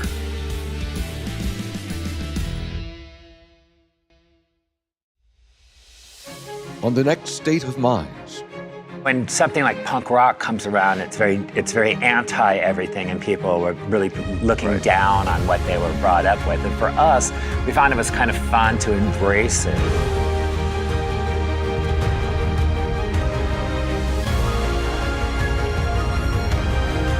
Is it a moment or like they're having an episode? No, but you're right. You're right. We are having a moment. Yeah.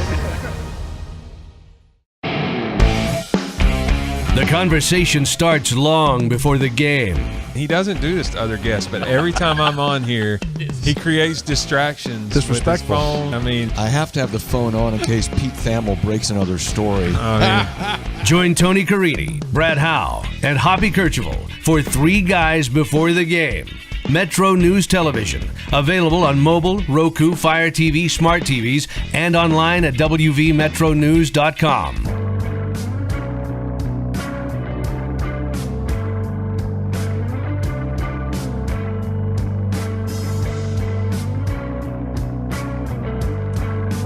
All right, welcome back. 26 minutes till the hour. Abrar Al-Heeti is going to join me in just a sec for a tech news segment. You know, speaking of tech, you know, we've got some mega tech companies that are reporting after the bell. Just taking a look at what's going on with that. Amazon's reporting and is down only about 1.5% in the aftermarket. Microsoft likewise down 1.54% at the moment. Google actually up. Google's up almost 4% in the aftermarket. Right now, Meta is down 5.1%. So, yeah, it's a huge day for tech earnings, and Apple reports after the bell tomorrow. So we're keeping our eyes on that. Which reminds me, hey, get beyond the headlines. Tomorrow at 3:45 right here on Metro News Hotline, Matt Harris will be here for Money Minutes from Huntington Bank. Portfolio managers delivering market analysis, examining the trends behind the scenes, and providing insightful commentary to help your investments work for you. Real expertise, real answers, Money Minutes from Huntington Bank. That's tomorrow at 3:45 right here on Metro News Hotline. That is a really good segment, and we enjoy doing that. All right, our question of the day has to do with the news that the NCAA basketball tournament is going to expand. It's going to be expanding to 76 teams, from 68 to 76 teams. This will be approved, rubber stamped, sometime in May, and will take effect next season. So, you know, who's asking for this? So the question of the day, and it's sponsored by Salango Law, are you in favor of the NCAA tournament expansion? And secondarily, do you think this change will affect the March Madness feel? Does it make the early games more exciting, or will this dilute the regular season? Lots of opinions on this, but not many people have really weighed in with a positive on this particular question. Although I think if this situation had been in place this year, you know, WVU might have made the NCAA tournament. They would have been very close. In any case, you can respond to this. You can text those in, 304-TALK 304, 304-8255 304. Tweet me. I'm on Exit Weekly, WEEKLEY, one word, 3 E's, WEEKLEY. All right, speaking of tech earnings, let's do a tech news segment. Abrar Al-Heeti is back after a week away. Abrar, thanks for coming back on the show. You were missed last week. I missed you guys. Thank you for having me back. I appreciate it. Let's talk a little bit about YouTube testing AI search tools that deliver video and text. And you know what? I'm really glad that you sent me this story because I was not aware of this. I'm a premium YouTube subscriber. So, you know, I mean, I should be getting something for my monthly subscription. I can go in and use this right now, right? You can. So I'm also a premium subscriber. And so you and I are feeling the pain of all these price hikes. It now costs $16 a month. Yep. But I just tried using it on my desktop. Apparently, this is only available on desktop for now. I'm sure eventually it will come to mobile. It hasn't rolled out to me yet. But when it does roll out to more premium subscribers, what you'll be able to do is kind of use YouTube as more of a pseudo search engine, which makes sense considering it's owned by Google. But instead of just typing in a query and then getting video results, you also get text results. So say, for example, you want to plan a road trip or you want ideas for some sort of itinerary.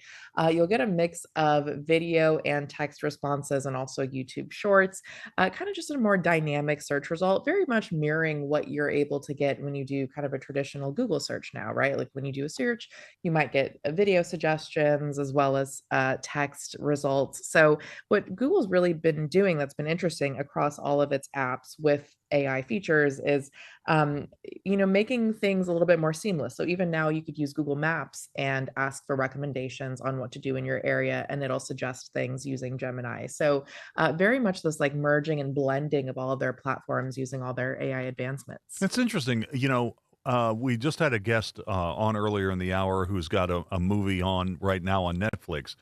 And in terms of like minutes of engagement, you know, when Netflix got into the streaming business, I'm guessing they knew that they were going to be in competition with Disney and Warner Brothers. But I'm guessing they probably didn't know that they would be in competition with YouTube for subscribers. Absolutely. And I mean, think about the fact that, you know, the Oscars in a couple of years will be on YouTube, right? Things where events that you didn't even think could someday be on YouTube, any other awards or sporting events, things like that, that will increasingly go to platforms like YouTube. And that really does give streamers a run for their money. And it's already such a competitive space, but YouTube is really coming up on that front, and they're finding more ways to get us to spend time on there. Coop, you were the first person I knew that had YouTube Premium.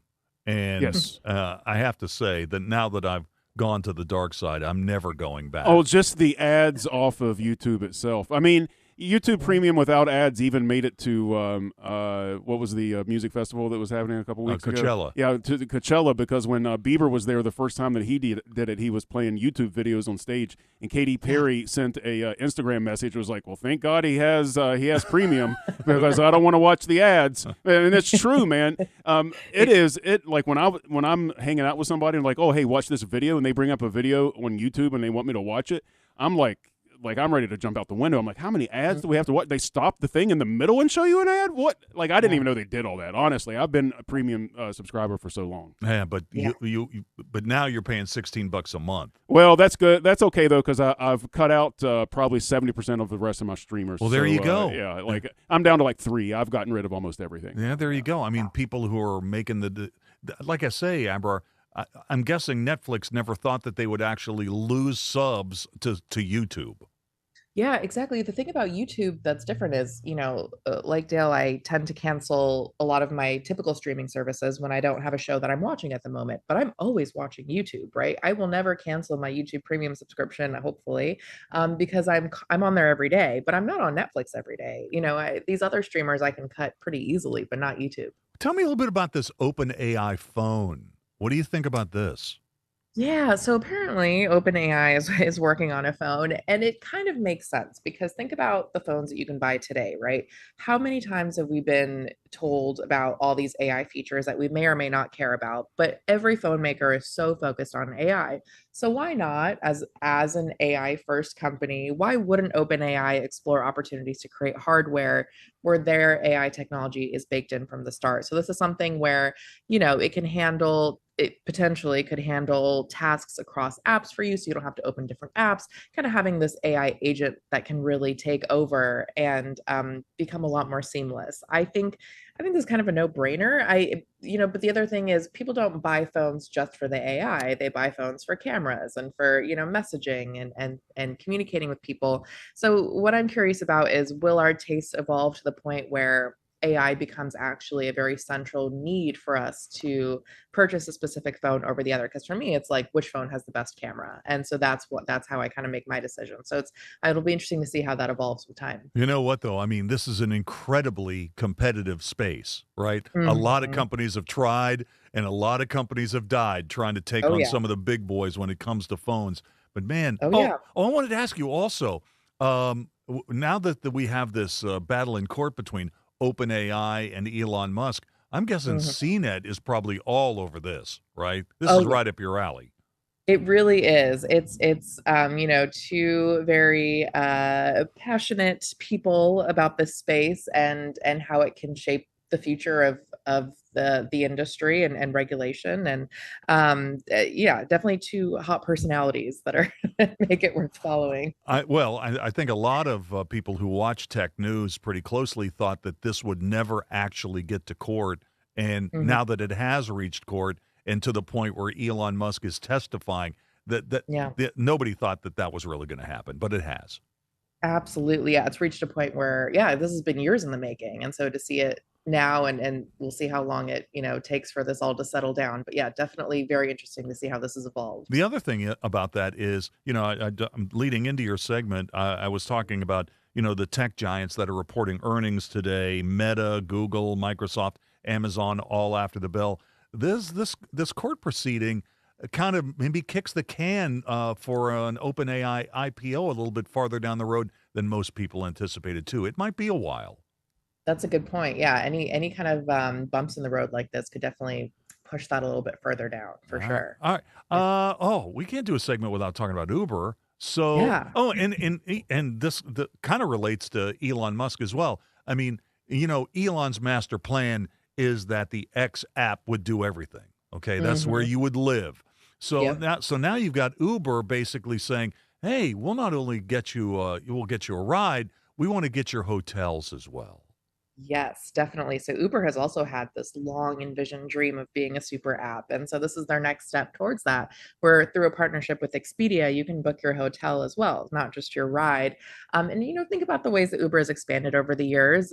Uber Eats is a really big deal now, too. They're kind of doing more cross-platform capabilities between the traditional Uber ride-hailing app and Uber Eats as well. But this is a really interesting step. And the other thing they're doing is getting very deep into self-driving. So Uber wants to have, they want to be here to stick around. They don't want to just, be one segment of your life. You know what? And finally, we've got something coming up in less than an hour, actually, about the fact that Little Caesars is now in the business of delivering pizza by drone in Texas.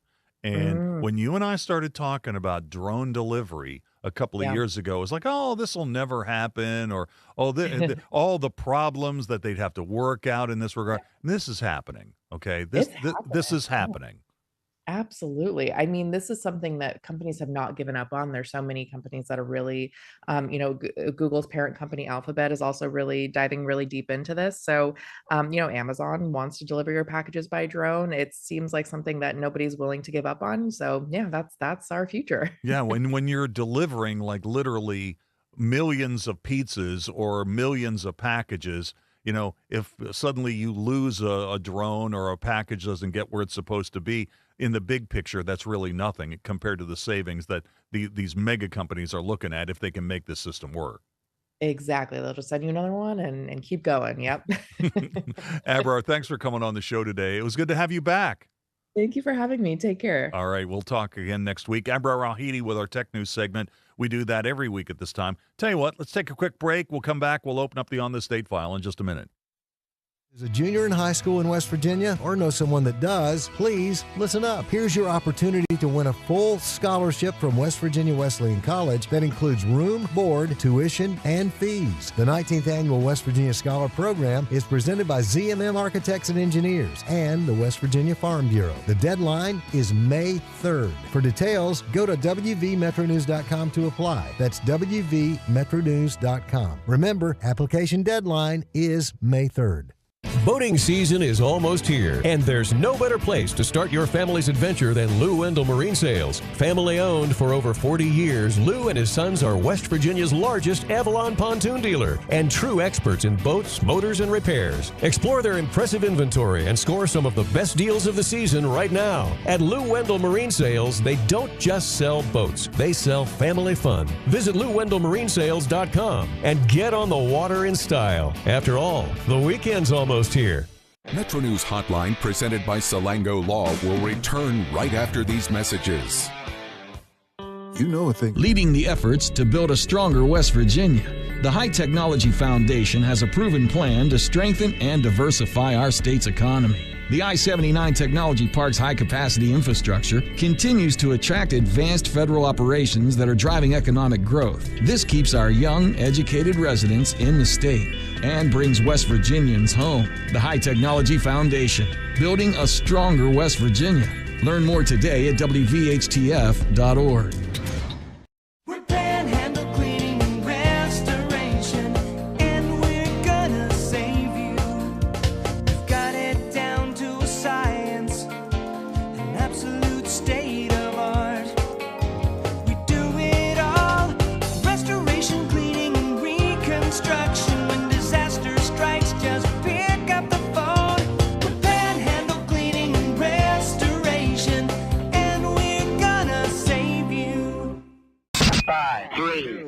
For your daily fix of sports in West Virginia, there's only one stop. I would imagine a group of you got together and watched the Mountaineers last night. What were your thoughts on that performance? It was funny, we were sitting with a guy last night, and he said, all right, I'm going to go put $1,000 on it. Well, down the stretch of that ball game, he's looking at us like, are you kidding me? And sure enough, the Mountaineers came back. I saw him today. He said, yep, I'm putting another $1,000 on them tomorrow. Sportsline on Metro News Television. Sunshine, open roads, and a new Toyota from Dan Cava Toyota World. Lease an all-new Camry for as low as $398 a month. All new Tundras now up to $8,000 off. All new Tacomas now up to $4,500 off or lease as low as $399 a month. $7,500 off the new BZ or 0% financing for 72 months. We've got a Toyota for you at Dan Cava Toyota World in Fairmont. Shop the world. You own a boat because you love spending time on the water. Choose the outboard that allows you to make the most of it. Honda Marine's legendary reliability, ease of maintenance, and powerful performance keep you going strong. And they're all backed by the peace of mind protection of the industry's best limited warranty. Visit your Honda Marine dealer today and find out why it's more than an engine. It's your time on the water.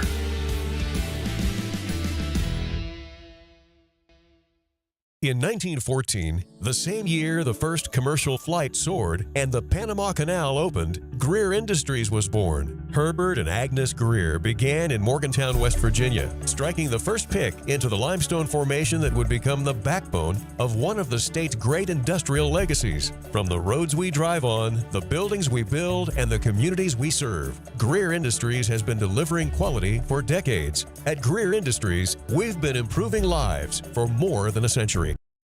Longer days, warmer drives, and better deals at Dan Cava GMC. Hit the road in one of our new luxury GMC Acadias. All this and more at Dan Cava GMC in Bridgeport. Shop the world.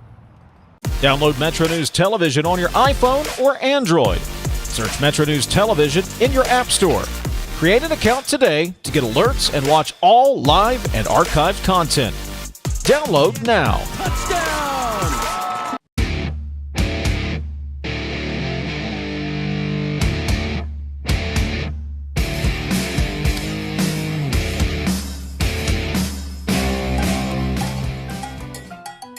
All right, welcome back to the show. 10 minutes till the hour, and it's time to open up the On This Date file. We'll start with the birthdays, and we'll begin with the sports birthdays.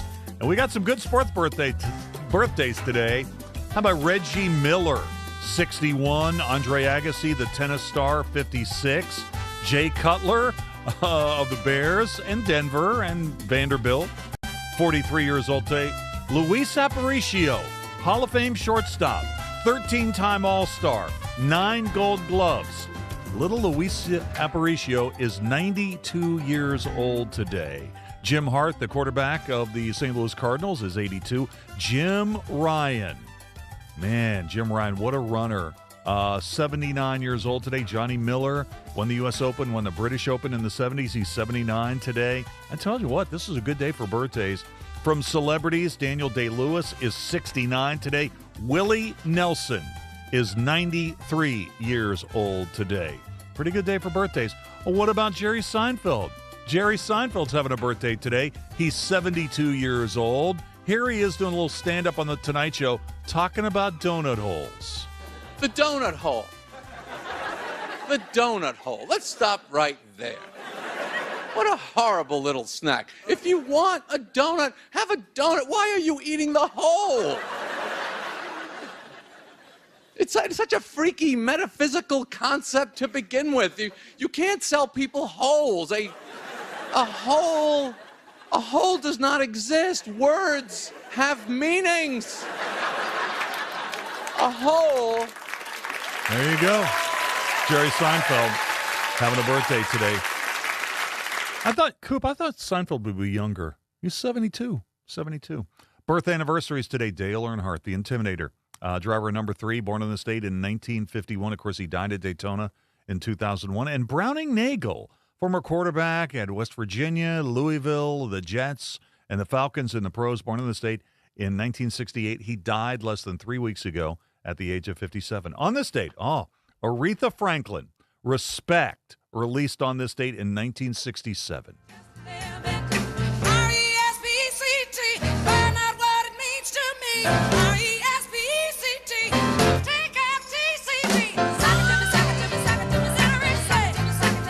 Respect from Aretha Franklin. Billboard Song of the Year in 1967. From radio, 1932, the first broadcast of One Man's Family on NBC. It was the longest-running dramatic serial in U.S. radio history.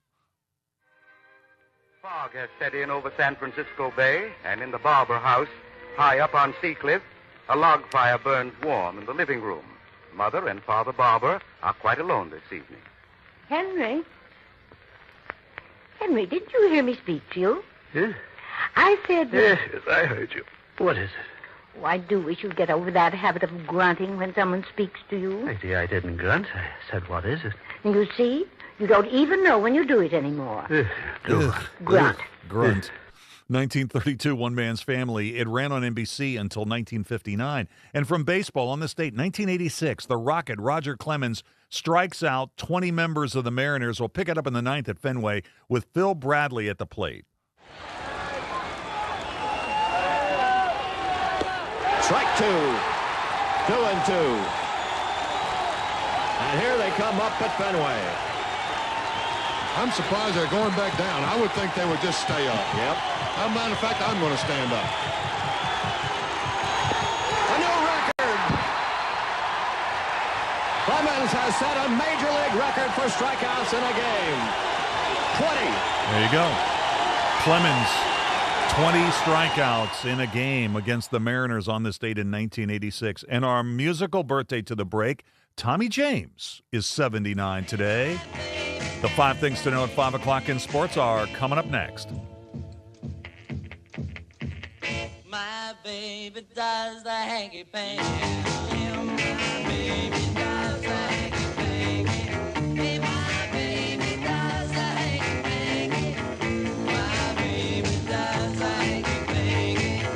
My baby does the hanky-panky. This is Hotline, presented by Salango Law on Metro News, the voice of West Virginia.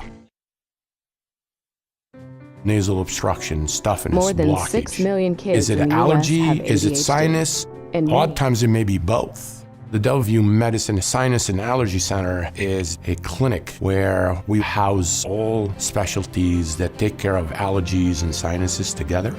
You name it, we have it. It's one-stop shopping. Anything ENT that needs done for the citizens of West Virginia, we can provide that care. Sunshine, open roads, and a new Toyota from Dan Cava Toyota World. Lease an all-new Camry for as low as $398 a month. All new Tundras now up to $8,000 off. All new Tacomas now up to $4,500 off or lease as low as $399 a month.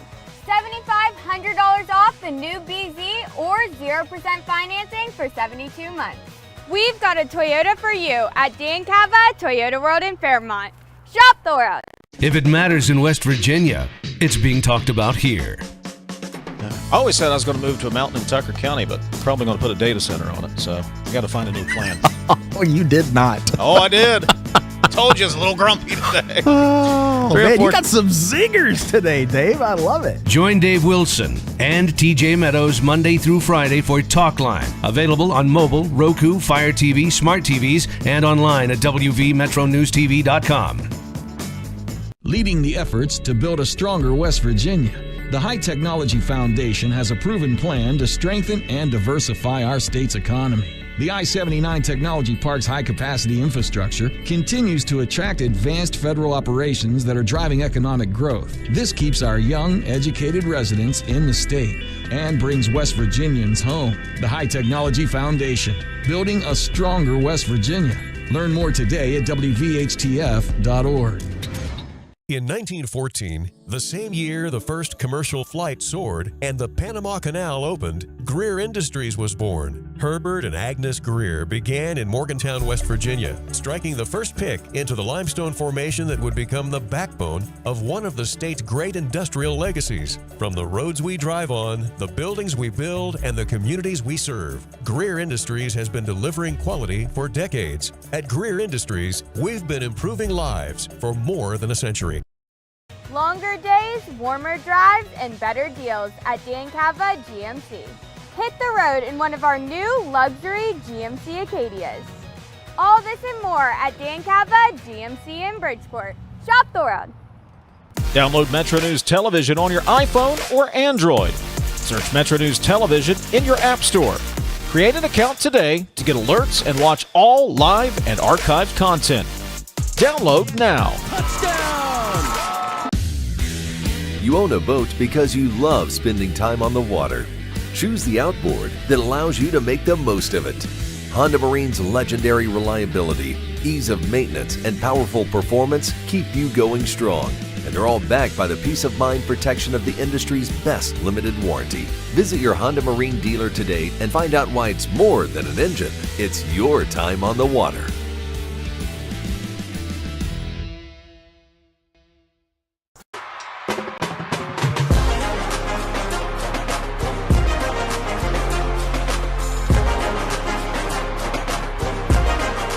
All right, sports headlines at 5 o'clock. The Dirty Birds had a mid-morning game today here in Charleston, but they lose to Hagerstown. The Flying Boxcars beat the Dirty Birds 9-5. WVU's game at Penn State canceled because of bad weather in State College. Meanwhile, Marshall's game at Ohio in Athens is still on tonight. First pitch at 6 o'clock. And the Penguins are at the Flyers tonight. Pens must win in Philadelphia to force a Game 7 in that Stanley Cup Series. This is Metro News, the voice of West Virginia.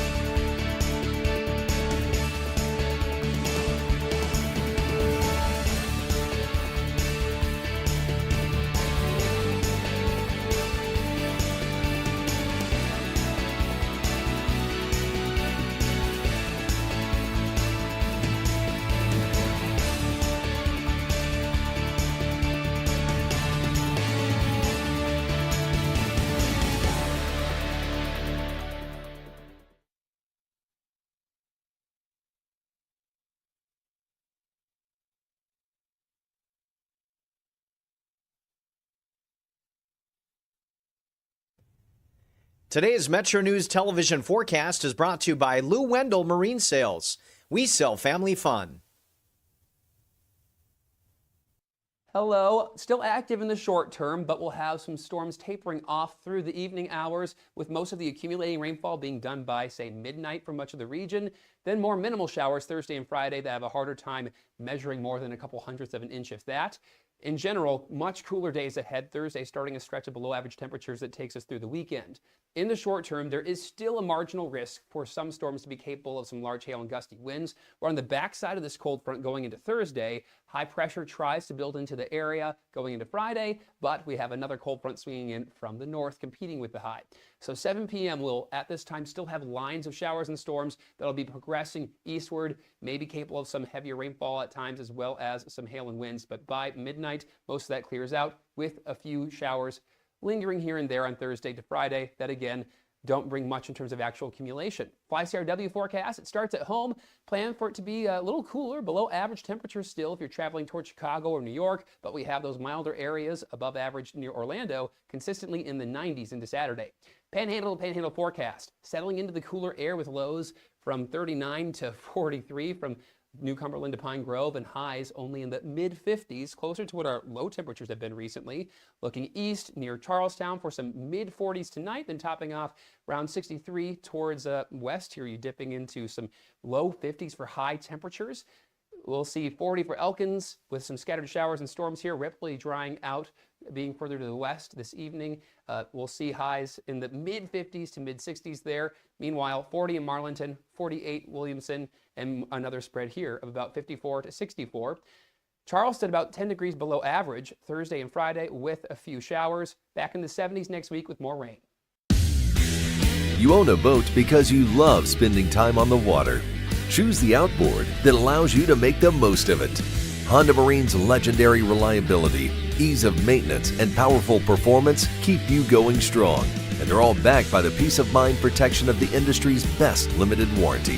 Visit your Honda Marine dealer today and find out why it's more than an engine. It's your time on the water.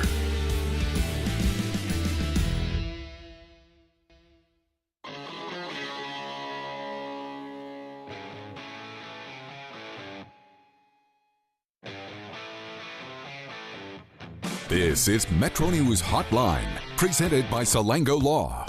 Metro News Hotline is a 3-hour audio tour, navigating the world of sports, news, entertainment, tech, and more from a Mountain State point of view. Hotline is a no politics zone. You can join the conversation. Text the show at 304-825-5304. 304-TALK-304. Here's the host for Metro News Hotline, Dave Weekley. All right, welcome back to the show. It's 5:06 in West Virginia. Time to start the third and final hour of our program today, Metro News Hotline. Thanks so much for tuning in today, folks.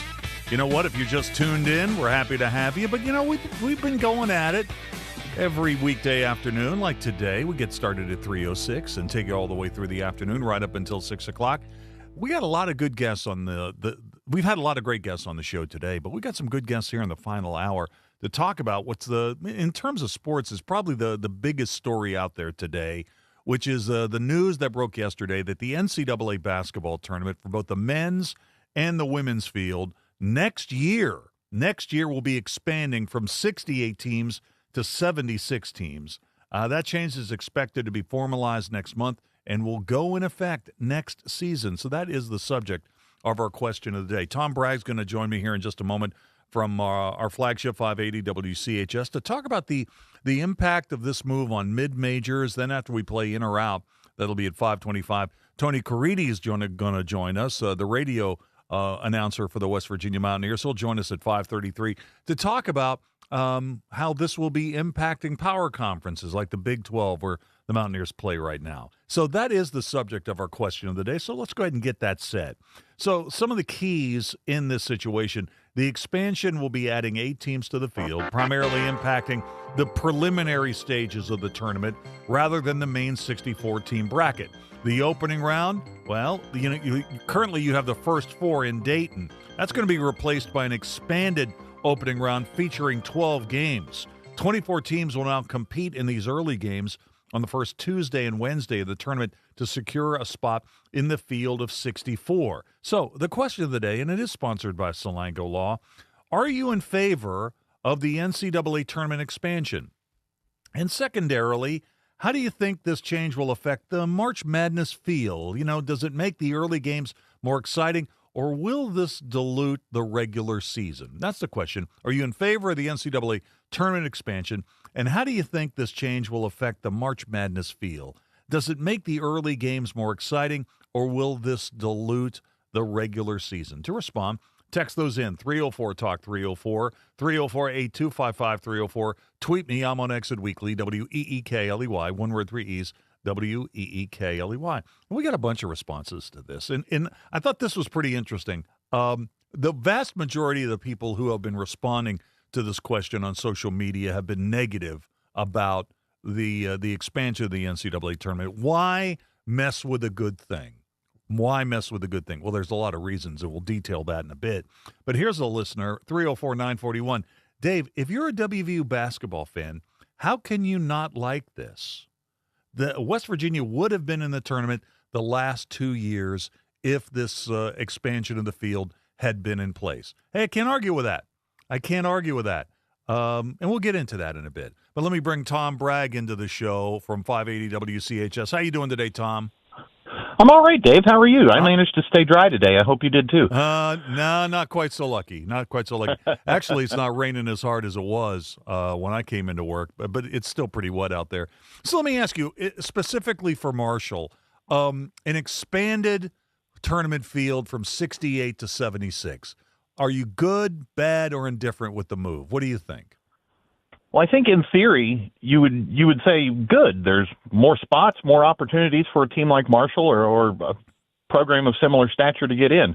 But we were sold this same bill of goods when it expanded to 68. Oh, there's more opportunities for the little guys, and we've seen in practice that's not necessarily how it goes.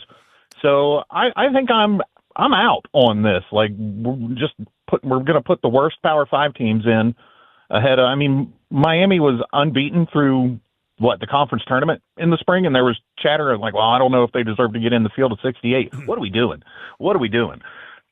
It just seems like it's an opportunity for the NCAA and some of the big schools to maybe make a little more money, but I mean, they've shown us how they implement these things. I don't think it will help the mid-majors. They might say it will, but I don't think it will. So with 8 additional spots moving from 68 to 76, the bubble for at-large teams moves lower. Mid-majors with strong regular seasons but a slip-up in their conference tournament now might have a statistically better chance of receiving an invitation. I mean, with 76 teams, Miami, for example, last year, getting into the tournament really wouldn't have been a question, right? I mean, they would have been in easily.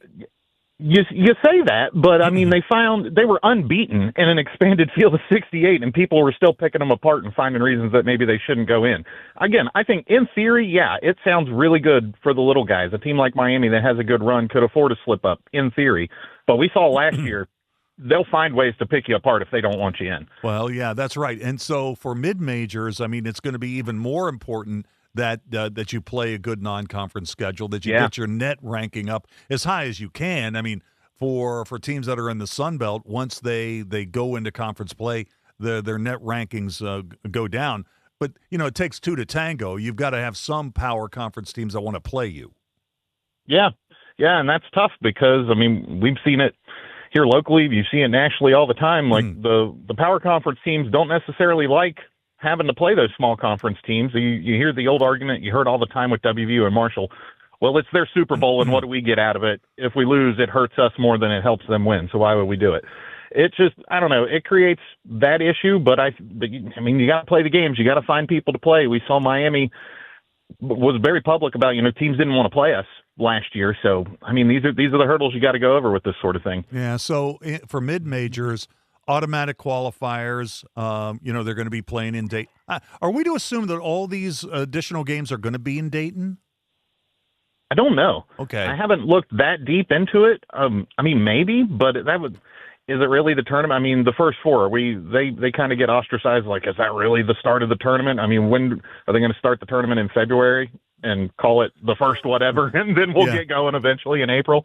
But, I mean, are we looking at a situation where, say, a team like Marshall, if you win the Sun Belt or you're like the second team from the Sun Belt, you would play another automatic qualifier, and suddenly in the next round you'd be playing like a team from the SEC like Oklahoma that was 6-12 in conference play? I mean, is that what this is all about? It might be, and that seems kind of wrong. If you're an automatic qualifier, I think you should get in the tournament, like the proper tournament. Having to go play a second or third or fourth place SEC or ACC or Big Ten or whoever team, that just seems like thanks for coming prize to the teams that you're an automatic qualifier, but we don't really care about you doing much in the tournament here. Here's the other thing. When the first four was formed, there used to be we'd look at these games and we'd just say, hey, is that an NCAA tournament win? Do you count that as an NCAA tournament win if you win a first four game? And if you do win one of those games, do you get a full share? Now they changed the rules on that a little bit, and now if you do win a game in Dayton, you get a full share. Is that going to be the case for these additional games as well that they're adding here? So if you're, playing on a Tuesday in Dayton before the tournament really begins on Thursday or Friday, you'll get a full share, right? You'd think because there's going to be so much more money to share. You would think so, and you would hope so. Again, I don't necessarily trust the NCAA to do the right thing, but in theory that would make sense, and you would hope that would be the case. All right, a couple other things I wanted to ask you before I run out of time. I just wanted to ask you about Marshall baseball. So apparently Marshall's baseball game tonight at Ohio, first pitch is in about 45 minutes, is still on despite the weather. The weather has been iffy all day here in Charleston. It's not going to be much different in Athens. It's only 75 minutes away. But Marshall lost to Moorhead again yesterday on the road. So they've lost to Moorhead twice in the space of a week. How are we supposed to interpret that? I mean, that's a bad loss, right? Don't you consider that a bad loss? That's a bad loss, and some people like to throw out the midweek results, win or lose, because you're not putting your best pitchers out there. You're working on things, but Marshall's not getting it done on the weekends right now either. I think expectations were deservedly high for this team after the season they had last year. They were picked fourth in the Sun Belt this season. And, behind Coastal Carolina, it's kind of been a logjam in the Sun Belt, but Marshall isn't doing anything to differentiate itself or make it look like it could position itself ahead of those 6 or 7 teams crammed in behind Coastal. I'm real down on this Marshall baseball team right now. They have failed to meet expectations. They have not been playing good ball. Maybe this is kind of the sophomore slump, if you will, after they had such a good season last year and they're able to get it back on the rails late or in the next season. But yeah, I'm real down on Marshall baseball right now. They're just not playing good ball. Yesterday, I wrote about it at the website and did a commentary in the morning news about it. Yesterday was the anniversary of the first game ever at Watt-Powell Park in 1949. What do you remember about the old ballpark? What do you remember about going there as a kid? So going there as a kid, I remember the area down behind the baselines in the stands was like going into war, because everybody was over there. All the kids were over there trying to get foul balls, and you might come out of there with a shiner or missing a tooth in the scrums to get those balls. Now, as you get a little bit older, you start thinking about, we're going to get to go to Murads before or after the game to go have a snack.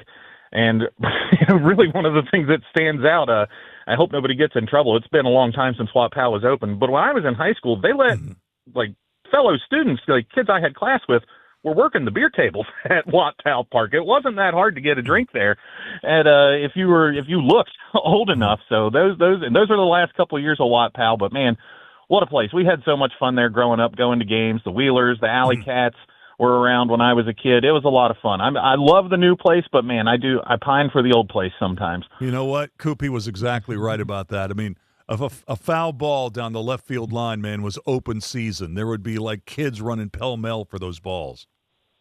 It was always one of the best part about over there. That's no doubt. Yeah, and think about this. Game would end, the crowd would flow out, and you had those people who would put their lives in danger to cross 4 lanes of traffic to get across the street. to go to Murads. To go to the Taco Bell. Or the Taco Bell, yeah. The old Taco Bell that was there. When I worked there, I once stayed too late after the game was over, and I got locked in. And, they used to have the fences all the way around, so you actually could not get out. I mean, I worked there, and I got locked in. I was really mad. I'll bet. Oh. Hey, I got locked in Power Park one time, but they remedied it pretty quick. But there was about 20 minutes. I didn't think I was getting out of there that night. Yeah, this was before cell phones, so I was just locked in. I had to walk. Tom, I only got a minute here, but I did want to ask you about this. So Tony Gibson seems like he's the only one talking about trying to get the WVU Marshall football series resumed. Is anybody listening? Is there a possibility that could actually happen? I sure hope not. I don't think anyone's listening. I think Tony's the only one that really wants this. Ask the folks up in Morgantown. I mean, I don't know for certain, but I can say with some certainty they don't want the game. I think a lot of the people in Huntington are just over it at this point. We've tried. It went how it went. The results on the field were typically not great for the Herd. I just think, they existed for 100 years without playing, and both programs were fine. I think they'll be fine without each other. All right, got to leave it there. Tom, thanks for jumping on with us today. I do appreciate it. Hey, no problem, guys. Thanks for having me. Tom Bragg from 580 WCHS, our flagship. Let's take a break, and we'll play in or out in just a moment. Stay tuned. There's a lot of noise out there about the market and the economy, but what's really important to you and your future? I'm Shelley Hustle, a member of Huntington Bank's local wealth team right here in West Virginia. Join us for Money Minutes this Thursday at 3:45 on Hotline as we discuss the most important topics and what they mean for you, your family, and your business. Join us on Thursday for Money Minutes, providing insight into the market and how it will impact us right here at home.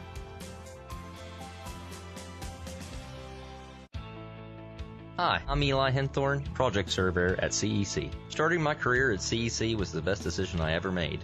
I wanted to explore new areas in land surveying, and CEC offered just that. I've grown so much serving diverse markets and rapidly advancing my career, and it's more than just work. CEC is like family, supporting me every step of the way. CEC is where your career takes flight. At CEC, we engineer progress in the great state of West Virginia. Find out what CEC can do for you. Visit cecinc.com.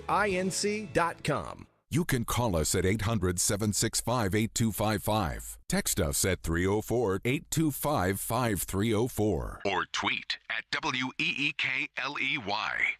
This is Hotline, presented by Salango Law on Metro News, the voice of West Virginia. Sunshine, open roads, and a new Toyota from Dan Cava Toyota World. Lease an all-new Camry for as low as $398 a month. All new Tundras now up to $8,000 off. All new Tacomas now up to $4,500 off or lease as low as $399 a month. $7,500 off the new BZ or 0% financing for 72 months. We've got a Toyota for you at Dan Cava Toyota World in Fairmont. Shop the world. What do you know about hot dogs? Because we've been all about hot dogs this week. I love hot dogs. And I love them with Miracle Whip. Oh, God, I forgot. Never mind. And onions. Okay. I actually, yesterday morning, I had a hot dog for breakfast at 6:45 with onions and Miracle Whip. And with that, we'll be back right after this. Join Dave Allen weekdays for midday on Metro News Television.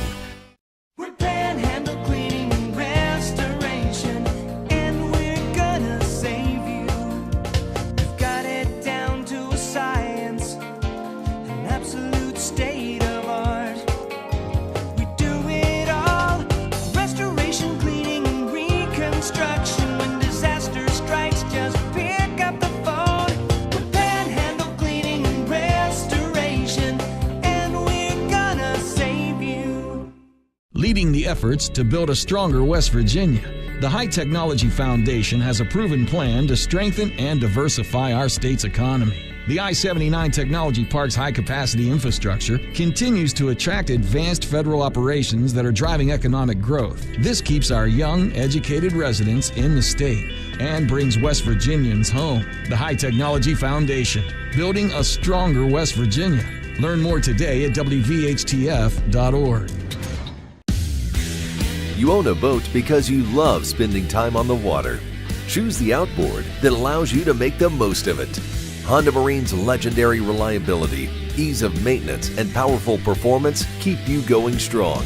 and they're all backed by the peace of mind protection of the industry's best limited warranty. Visit your Honda Marine dealer today and find out why it's more than an engine. It's your time on the water.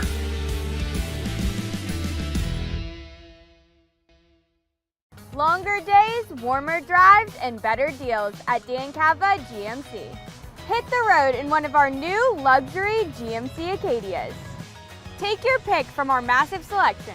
Now up to $5,500 off select new Acadias and 3.9% for 60 months. The great deals continue with our large selection of quality pre-owned vehicles. All this and more at Dan Cava GMC in Bridgeport. Shop the world. Nasal obstruction, stuffiness, blockage. Is it allergy? Is it sinus?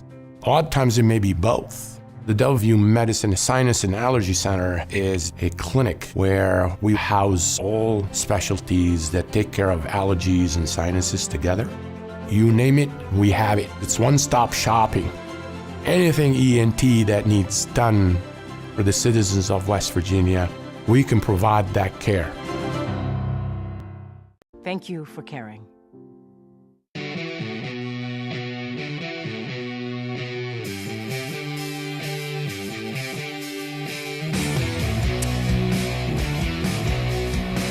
All right, welcome back to the show. It is 5:25. Tony Caridi's coming up in about 7 or 8 minutes to talk a little bit about West Virginia and some other things related to Mountaineer sports. Let's play in or out, though. Every day at this time, we focus on the stuff you talk about at the office. We call it in or out. The setup is simple. 3 categories: food or beverage, gut reaction. Finally, this one's about a celebrity, the topics of which change daily. Let's get started with food or beverage. Coop, it's a 2-man bobsled edition, so I hope you're ready to go.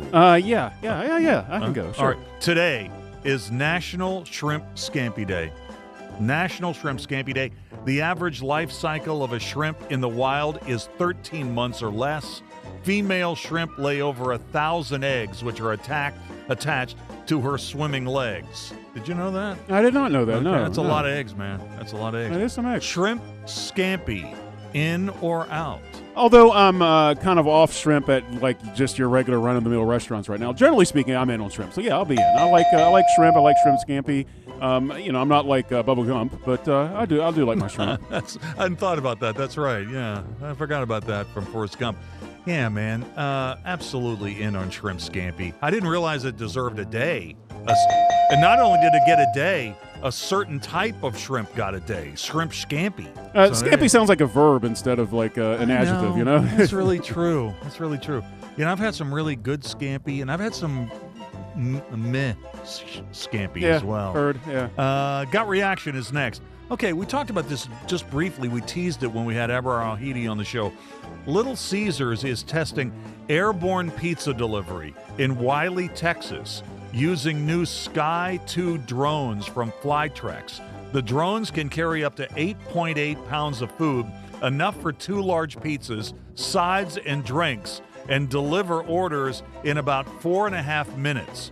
Each Sky 2 drone covers a 4-mile range and connects directly to Little Caesars' online ordering system. Drone pizza delivery. Drone pizza delivery, in or out? 8.8 pounds. It could also get a small cat. Yeah, okay. Could probably do that. I had Papa John's pizza for the first, was this Papa John's or Little Caesars? Little Caesars. Well, yeah, that's what I mean. Okay, I had Little Caesars pizza for the first time in I don't know how long the other night, and man, it was bad. It was really, really bad. And also, man, I know this drone thing's coming with the deliveries and stuff like that. Every time I hear about this technology, I'm like, well, what's going to happen with that hacked?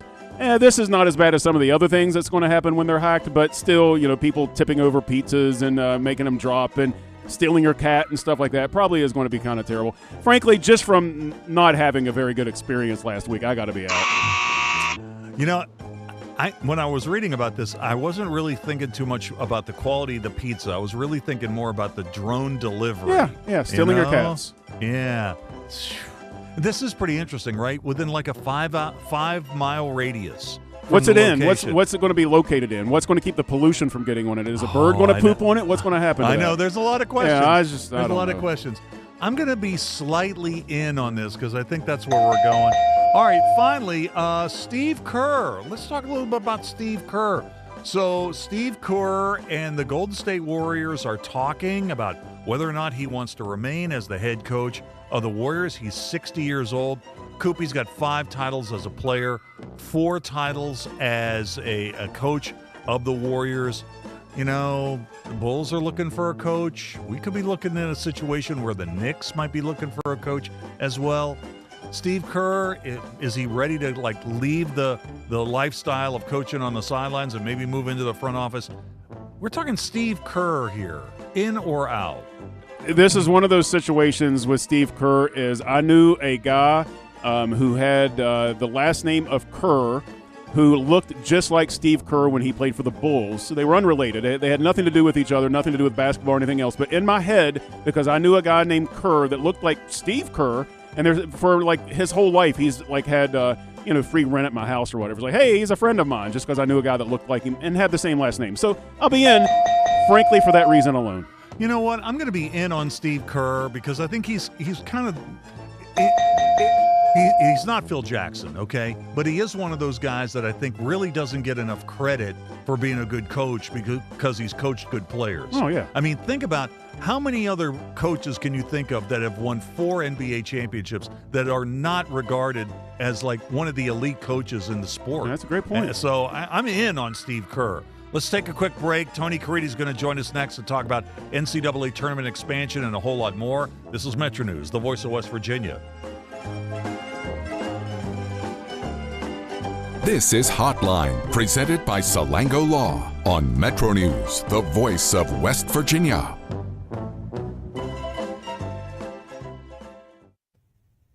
Today's Metro News television forecast is brought to you by Lou Wendell Marine Sales. We sell family fun. Hello. Still active in the short term, but we'll have some storms tapering off through the evening hours, with most of the accumulating rainfall being done by, say, midnight for much of the region. Then more minimal showers Thursday and Friday that have a harder time measuring more than a couple hundredths of an inch, if that.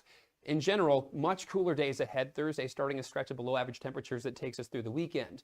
In the short term, there is still a marginal risk for some storms to be capable of some large hail and gusty winds. We're on the backside of this cold front going into Thursday. High pressure tries to build into the area going into Friday, but we have another cold front swinging in from the north, competing with the high. So 7 p.m. will, at this time, still have lines of showers and storms that'll be progressing eastward, maybe capable of some heavier rainfall at times, as well as some hail and winds. But by midnight, most of that clears out with a few showers lingering here and there on Thursday to Friday that, again, don't bring much in terms of actual accumulation. FlyCRW forecast, it starts at home. Plan for it to be a little cooler, below average temperatures still if you're traveling towards Chicago or New York, but we have those milder areas above average near Orlando, consistently in the 90s into Saturday. Panhandle forecast, settling into the cooler air with lows from 39 to 43 from New Cumberland to Pine Grove, and highs only in the mid-50s, closer to what our low temperatures have been recently. Looking east near Charlestown for some mid-40s tonight, then topping off around 63 towards west here. You're dipping into some low 50s for high temperatures. We'll see 40 for Elkins with some scattered showers and storms here. Ripley drying out, being further to the west this evening. We'll see highs in the mid-50s to mid-60s there. Meanwhile, 40 in Marlinton, 48 Williamson, and another spread here of about 54 to 64. Charleston about 10 degrees below average Thursday and Friday with a few showers. Back in the 70s next week with more rain. You own a boat because you love spending time on the water. Choose the outboard that allows you to make the most of it. Honda Marine's legendary reliability, ease of maintenance, and powerful performance keep you going strong. And they're all backed by the peace of mind protection of the industry's best limited warranty. Visit your Honda Marine dealer today and find out why it's more than an engine. It's your time on the water.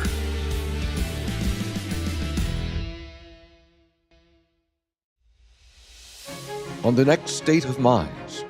When something like punk rock comes around, it's very anti everything, and people were really looking down on what they were brought up with. And for us, we found it was kind of fun to embrace it.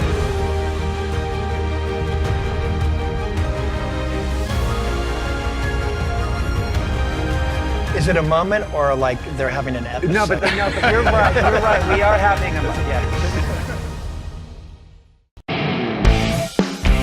The conversation starts long before the game.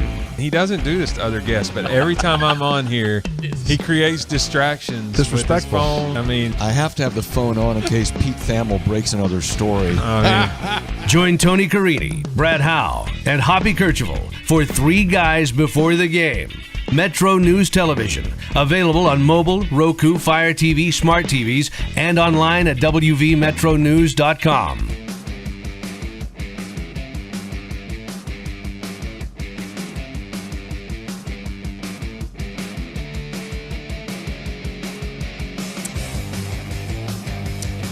All right, welcome back to the show. 26 minutes till the hour.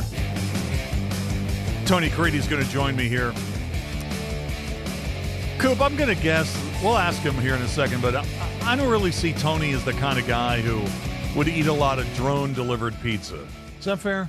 Well, I think Tony would probably make his own pizza. Yeah, but he wouldn't eat any drone-delivered pizza. I just wonder, does that come with the bird droppings or without? Can you have them hold the pollution? The acid rain, is that just an extra little seasoning? See, I hadn't even thought about that. I'm sure that it's in some sort of a covered thing or whatever, but if you can't trust the employees at these places to take your order, are you going to give them a remote to a drone? Ooh, I'm not saying personally I don't. I don't really have that much of a problem. I'm just saying that's like the stereotype, right? Like, oh yeah, you go there, you can't.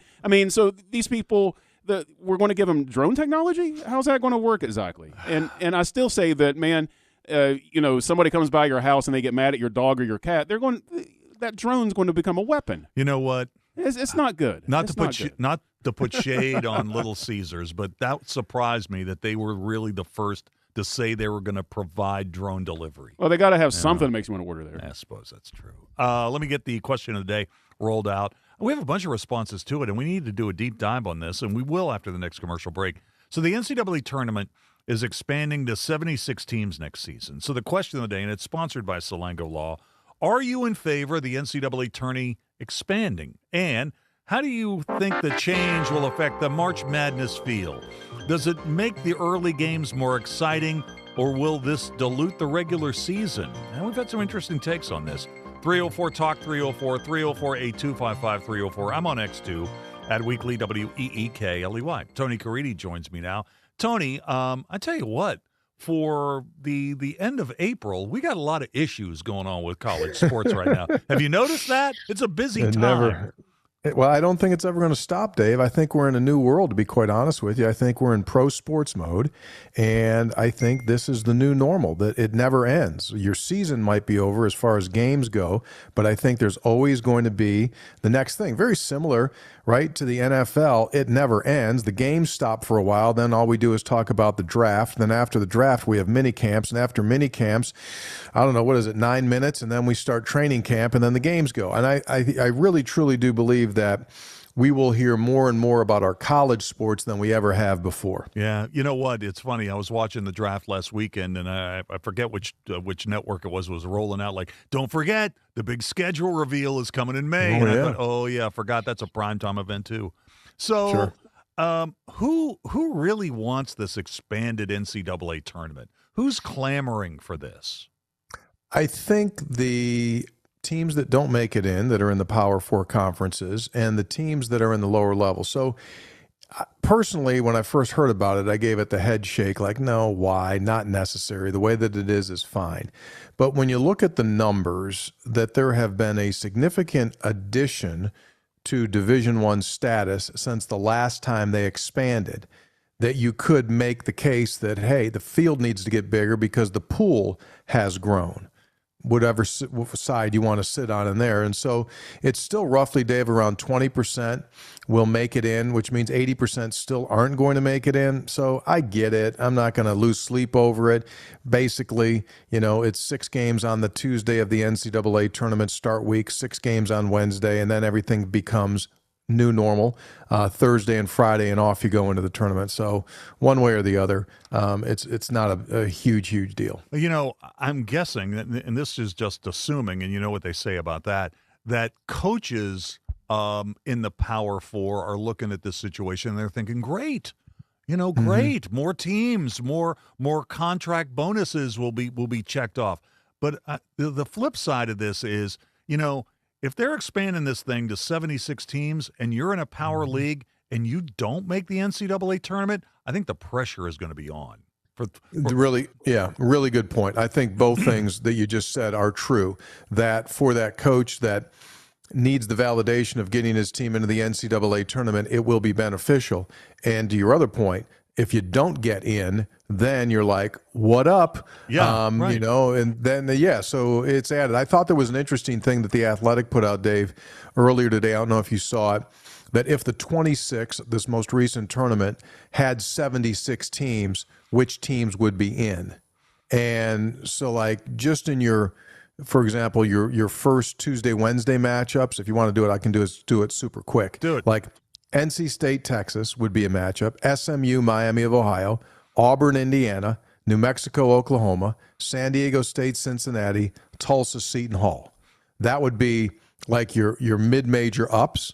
And then your lower level would be, these are 15 seeds, Wright State, Kennesaw, Tennessee State, Idaho, and then 16s, Furman, Queens, Siena, LIU, Howard, UMBC, Lehigh, Prairie View, A&M. So, it'll make it Tuesday and Wednesday, interesting. Yeah, just a couple of minor points here. First of all, this is not necessarily good news for the college basketball crown that West Virginia just won. I mean, there were some teams in that field last year, right, or last couple of months ago, that had losing records. This is going to dilute that field even more, and it even pushes the NIT even farther behind, right? It would. And I do agree, and I think that it's going to be, like Creighton had a losing record this past year.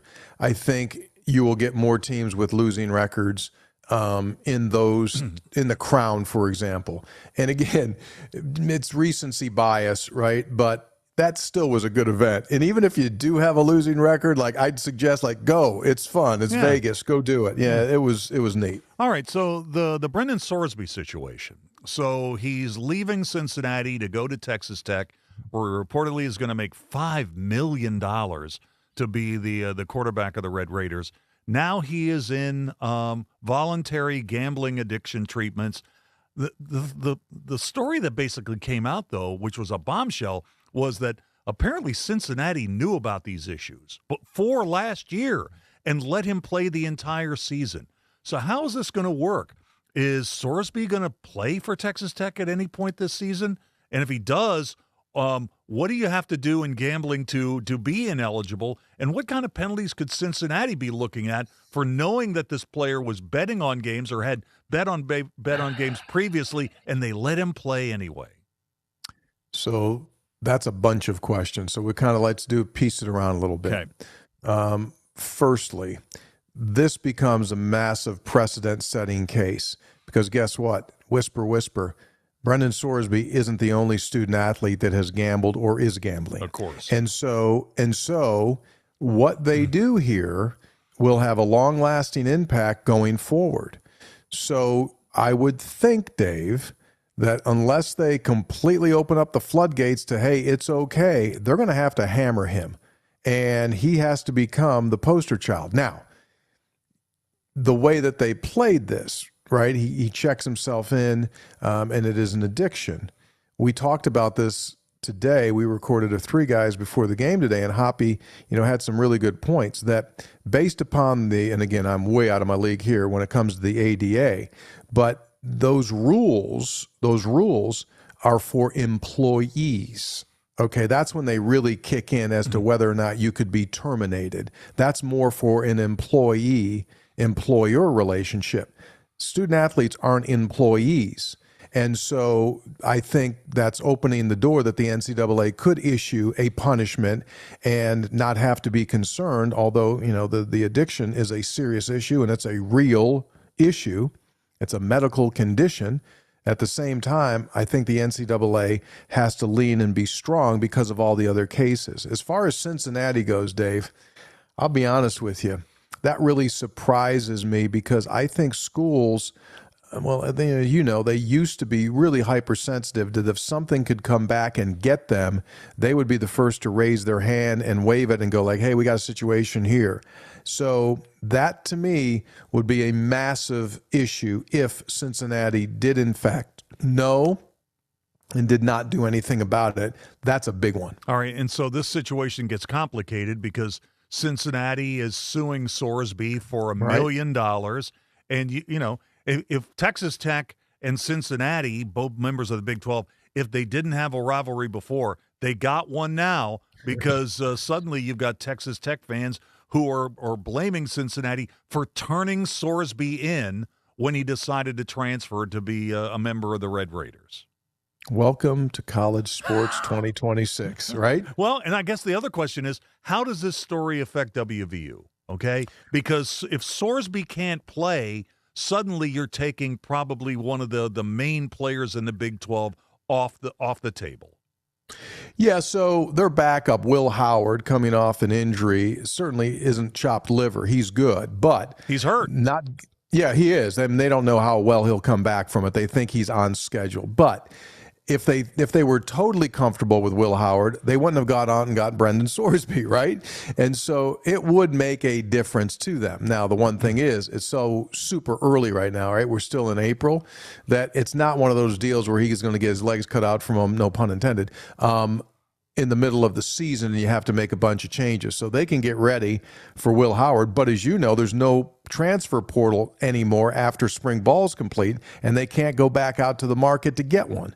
So, yeah, it makes it super, super interesting. And in regard to Texas Tech now increasing its rivalry with Cincinnati, I think every school in the Big 12 that isn't Texas Tech has a rivalry with Texas Tech right now because of the way that they're rolling, right? They're spending money and the way that they are, and everyone's kind of looking at that going like, we can't compete with that. So I think everyone's got an instant rivalry or animosity with Texas Tech. Hey, I appreciate you coming on. I'll just keep you a little longer because I got to get your reaction to the Weatherholt to Pittsburgh thing. You know, people were hoping after he was such a high draft pick for the Cardinals that he could potentially be a productive major league player. But I think he's actually proving this month, and now that he's in the show, that his transition from college to from the minor leagues and now to the major leagues is a little smoother than we anticipated. He's a much better fielder, and he's hit the ground running. I mean, he's just been putting on a show in Pittsburgh this week. He certainly has, and he's got a flair for the dramatic. I mean, his first game back there to his home area, he hits a home run that ties the game, right? And then last night he had another big game. Like, that's hard to do. And am I surprised by it? No, I'd be surprised. I would be surprised if he wasn't going to be that good, to be quite honest with you. He just was a pro when he was here, handled himself like a pro. He deals with these things. His work ethic is just off of the chart. So I'm not surprised, and you would know more about this, but the advanced analytics of what he is doing right now project that he is going to be like really, really good for a really long time, and that's just fantastic. And not to bypass his story as well, Victor Scott hit a home run last night as well. Yes. Yeah, he's been struggling, and he hit and batted ninth last night in the order and cracked one, but he put it into the water. He just didn't hit a home run. He put it into the water at PNC. So, yeah, that's really good to see. Tony, and by the way, pizza with a drone, Dave, I would probably do it once just to see what it would taste like, but probably not on a regular basis. I think that's fair, Coop. I think that's fair. That's what we expect. Man, what if you start doing hot dogs and then you tip it a little bit and then you start getting hot dogs shooting out of the buns and it's falling on cars? Listen, I don't want to run you guys through your break, but when we were in Arizona, at the University of Arizona, we were sitting on campus, and they have these little drone vehicles that I'll do a bad job describing. They're kind of like wheelbarrows with a top on them, and it was a pizza place, and we would watch the employee come out of the pizza place. The sliding door on the top of it would open. It would drop in the package, and then it would close, and then whoop, it took off, and it would just zigzag all over campus delivering food. No, so it wasn't in the air, but it was on the ground. It was like super neat. I'd eat that. Tony, thanks. Yeah, for that's your fine. Tony, you bet. Thanks, man.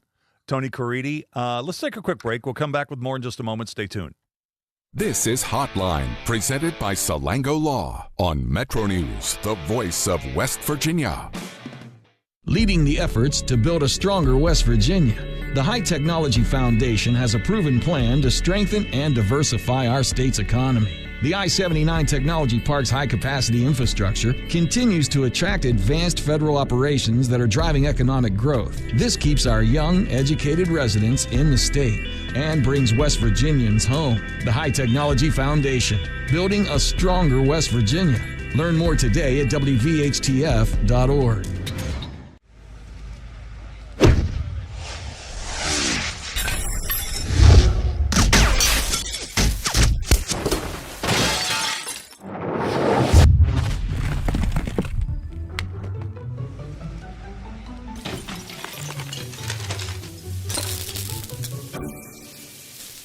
I'm Sean Kovich, Mountaineer golf coach. When disaster strikes your home, business, or golf game, call the restoration company the Mountaineers call. Panhandle Cleaning and Restoration. On the next State of Minds. When something like punk rock comes around, it's very anti everything, and people were really looking down on what they were brought up with. And for us, we found it was kind of fun to embrace it.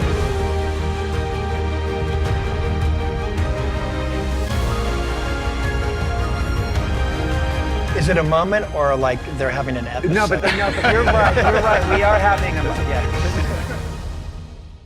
Sunshine, open roads, and a new Toyota from Dan Cava Toyota World. Lease an all-new Camry for as low as $398 a month. All new Tundras now up to $8,000 off. All new Tacomas now up to $4,500 off, or lease as low as $399 a month. $7,500 off the new BZ or 0% financing for 72 months. We've got a Toyota for you at Dan Cava Toyota World in Fairmont. Shop the world. In 1914, the same year the first commercial flight soared and the Panama Canal opened, Greer Industries was born. Herbert and Agnes Greer began in Morgantown, West Virginia, striking the first pick into the limestone formation that would become the backbone of one of the state's great industrial legacies. From the roads we drive on, the buildings we build, and the communities we serve, Greer Industries has been delivering quality for decades. At Greer Industries, we've been improving lives for more than a century. Nasal obstruction, stuffiness, blockage. Is it allergy? Is it sinus? A lot of times it may be both. The WVU Medicine Sinus and Allergy Center is a clinic where we house all specialties that take care of allergies and sinuses together. You name it, we have it. It's one-stop shopping. Anything ENT that needs done for the citizens of West Virginia, we can provide that care. Longer days, warmer drives, and better deals at Dan Cava GMC. Hit the road in one of our new luxury GMC Acadias. All this and more at Dan Cava GMC in Bridgeport. Shop the world. Download Metro News Television on your iPhone or Android. Search Metro News Television in your app store. Create an account today to get alerts and watch all live and archived content. Download now. Ventures.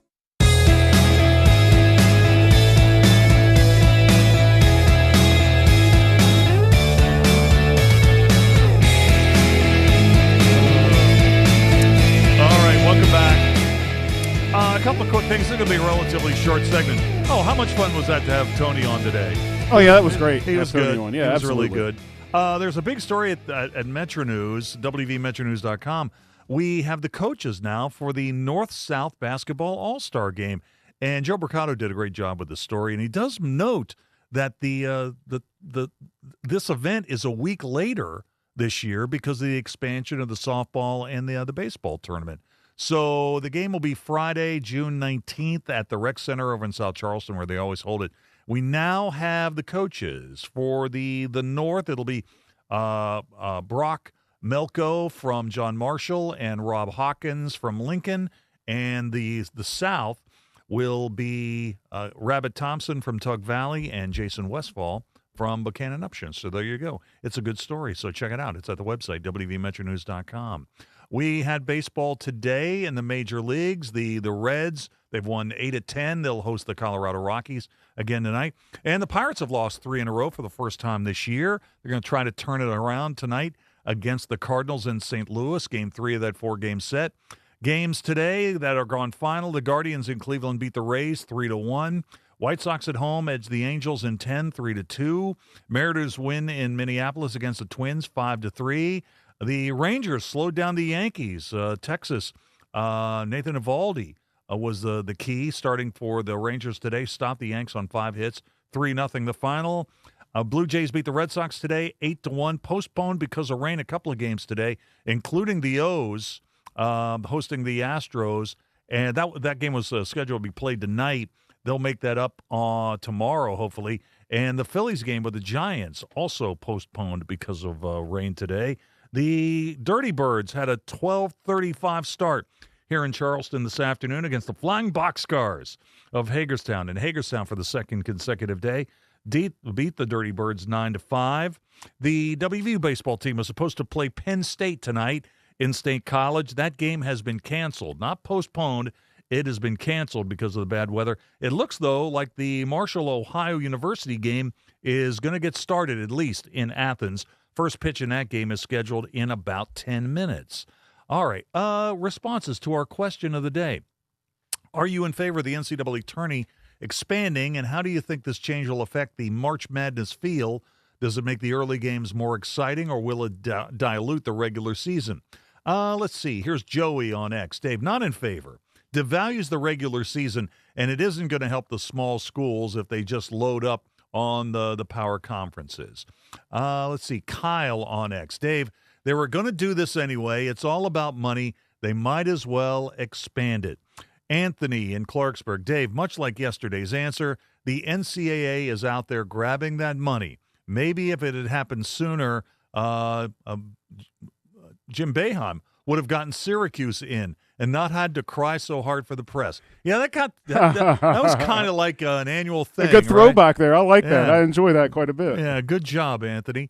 Jennings says, Dave, never been in favor of expansion. This will ultimately lead to the regular season being diluted, unfortunately. We had a lot of response to this, and the stuff that we didn't get to today will be in the follow-up file that comes Friday at around 3:50-ish. Let's take a break. We're back to Rapid for the day in a moment. To the big-hearted, the bold, the teachers, the growers, the builders, the change makers, we need you. We are the Peace Corps. In more than 60 countries, we go the distance to make a difference. We're volunteers, partners, communities, bringing our experience, joy, and passion to building a better world together. Are you looking for more? Then we are looking for you. Join us at peacecorps.gov. I'm Scarlett Johansson. My family relied on public assistance to help provide meals for us. These meals fueled my involvement in theater and the arts as a child, which fostered my love for acting. The Feeding America network of food banks helps millions of people put food on the table. You can join the movement to end hunger by donating, volunteering, and advocating. Because when people are fed, futures are nourished. Join the movement to end hunger at feedingamerica.org/actnow. Brought to you by Feeding America and the Ad Council. Being blind doesn't always look how others may think. Retinitis pigmentosa aimed to overwhelm my family. It tried to cut me down. I know where to find support and where I can be seen. Innovative research, educational resources, supportive community. The Foundation Fighting Blindness is leading the charge in finding treatments and cures for blinding diseases. Learn more at fightingblindness.org. A public service message from the Foundation Fighting Blindness. Every day, we fight to preserve magnificent places and wildlife, to keep our water and air safe, and to advance clean energy and combat climate change. We're Earth Justice, a national legal nonprofit fighting for your right to a healthy environment. We're Earth Justice, and we're here because the Earth needs a good lawyer. No one fights and wins more cases on the environment than we do. Want to join us in this fight? The time is now. Go to earthjustice.org today. That's earthjustice.org. I was proud to be a soldier. I told the truth and got kicked out. And so I thought to myself, I'm taking this rule down. If you're an LGBTQ+ veteran, your memories are important too. Share your story with the Library of Congress Veterans History Project, where firsthand accounts from U.S. military veterans are preserved and made accessible for researchers and future generations. Visit loc.gov/vets to submit your stories, photographs, and documents today. Veterans, plan ahead to ensure your loved ones are protected at the end of your life. Include a copy of your discharge papers with your will. Apply for VA life insurance. Write your healthcare decisions in a living will. Review survivor's benefits. Explore VA burial options with a pre-need application. Don't wait. Visit va.gov/plan-ahead to learn more. What's on your to-do list? Check your mail? Get groceries? How about getting your annual vaccines? We can help you check that off. You've got this. Yes, you do. Because we've got you. With local vaccine events and access to transportation, protecting yourself and your loved ones is not a chore anymore. You've got this. A message from the Aging and Disability Vaccination Collaborative, powered by U.S. Aging. Funded by the U.S. Administration for Community Living through a grant to U.S. Aging. Learn more at yougotthis.usaging.org.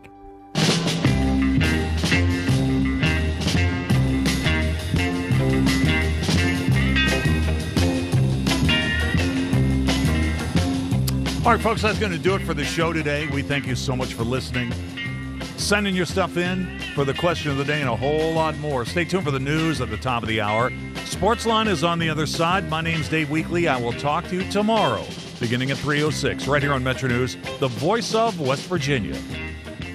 Hotline on the Metro News Network is presented by Salango Law, salangolaw.com. Hear Hotline weekdays from 3 until 6 on this Metro News station or wvmetronews.com.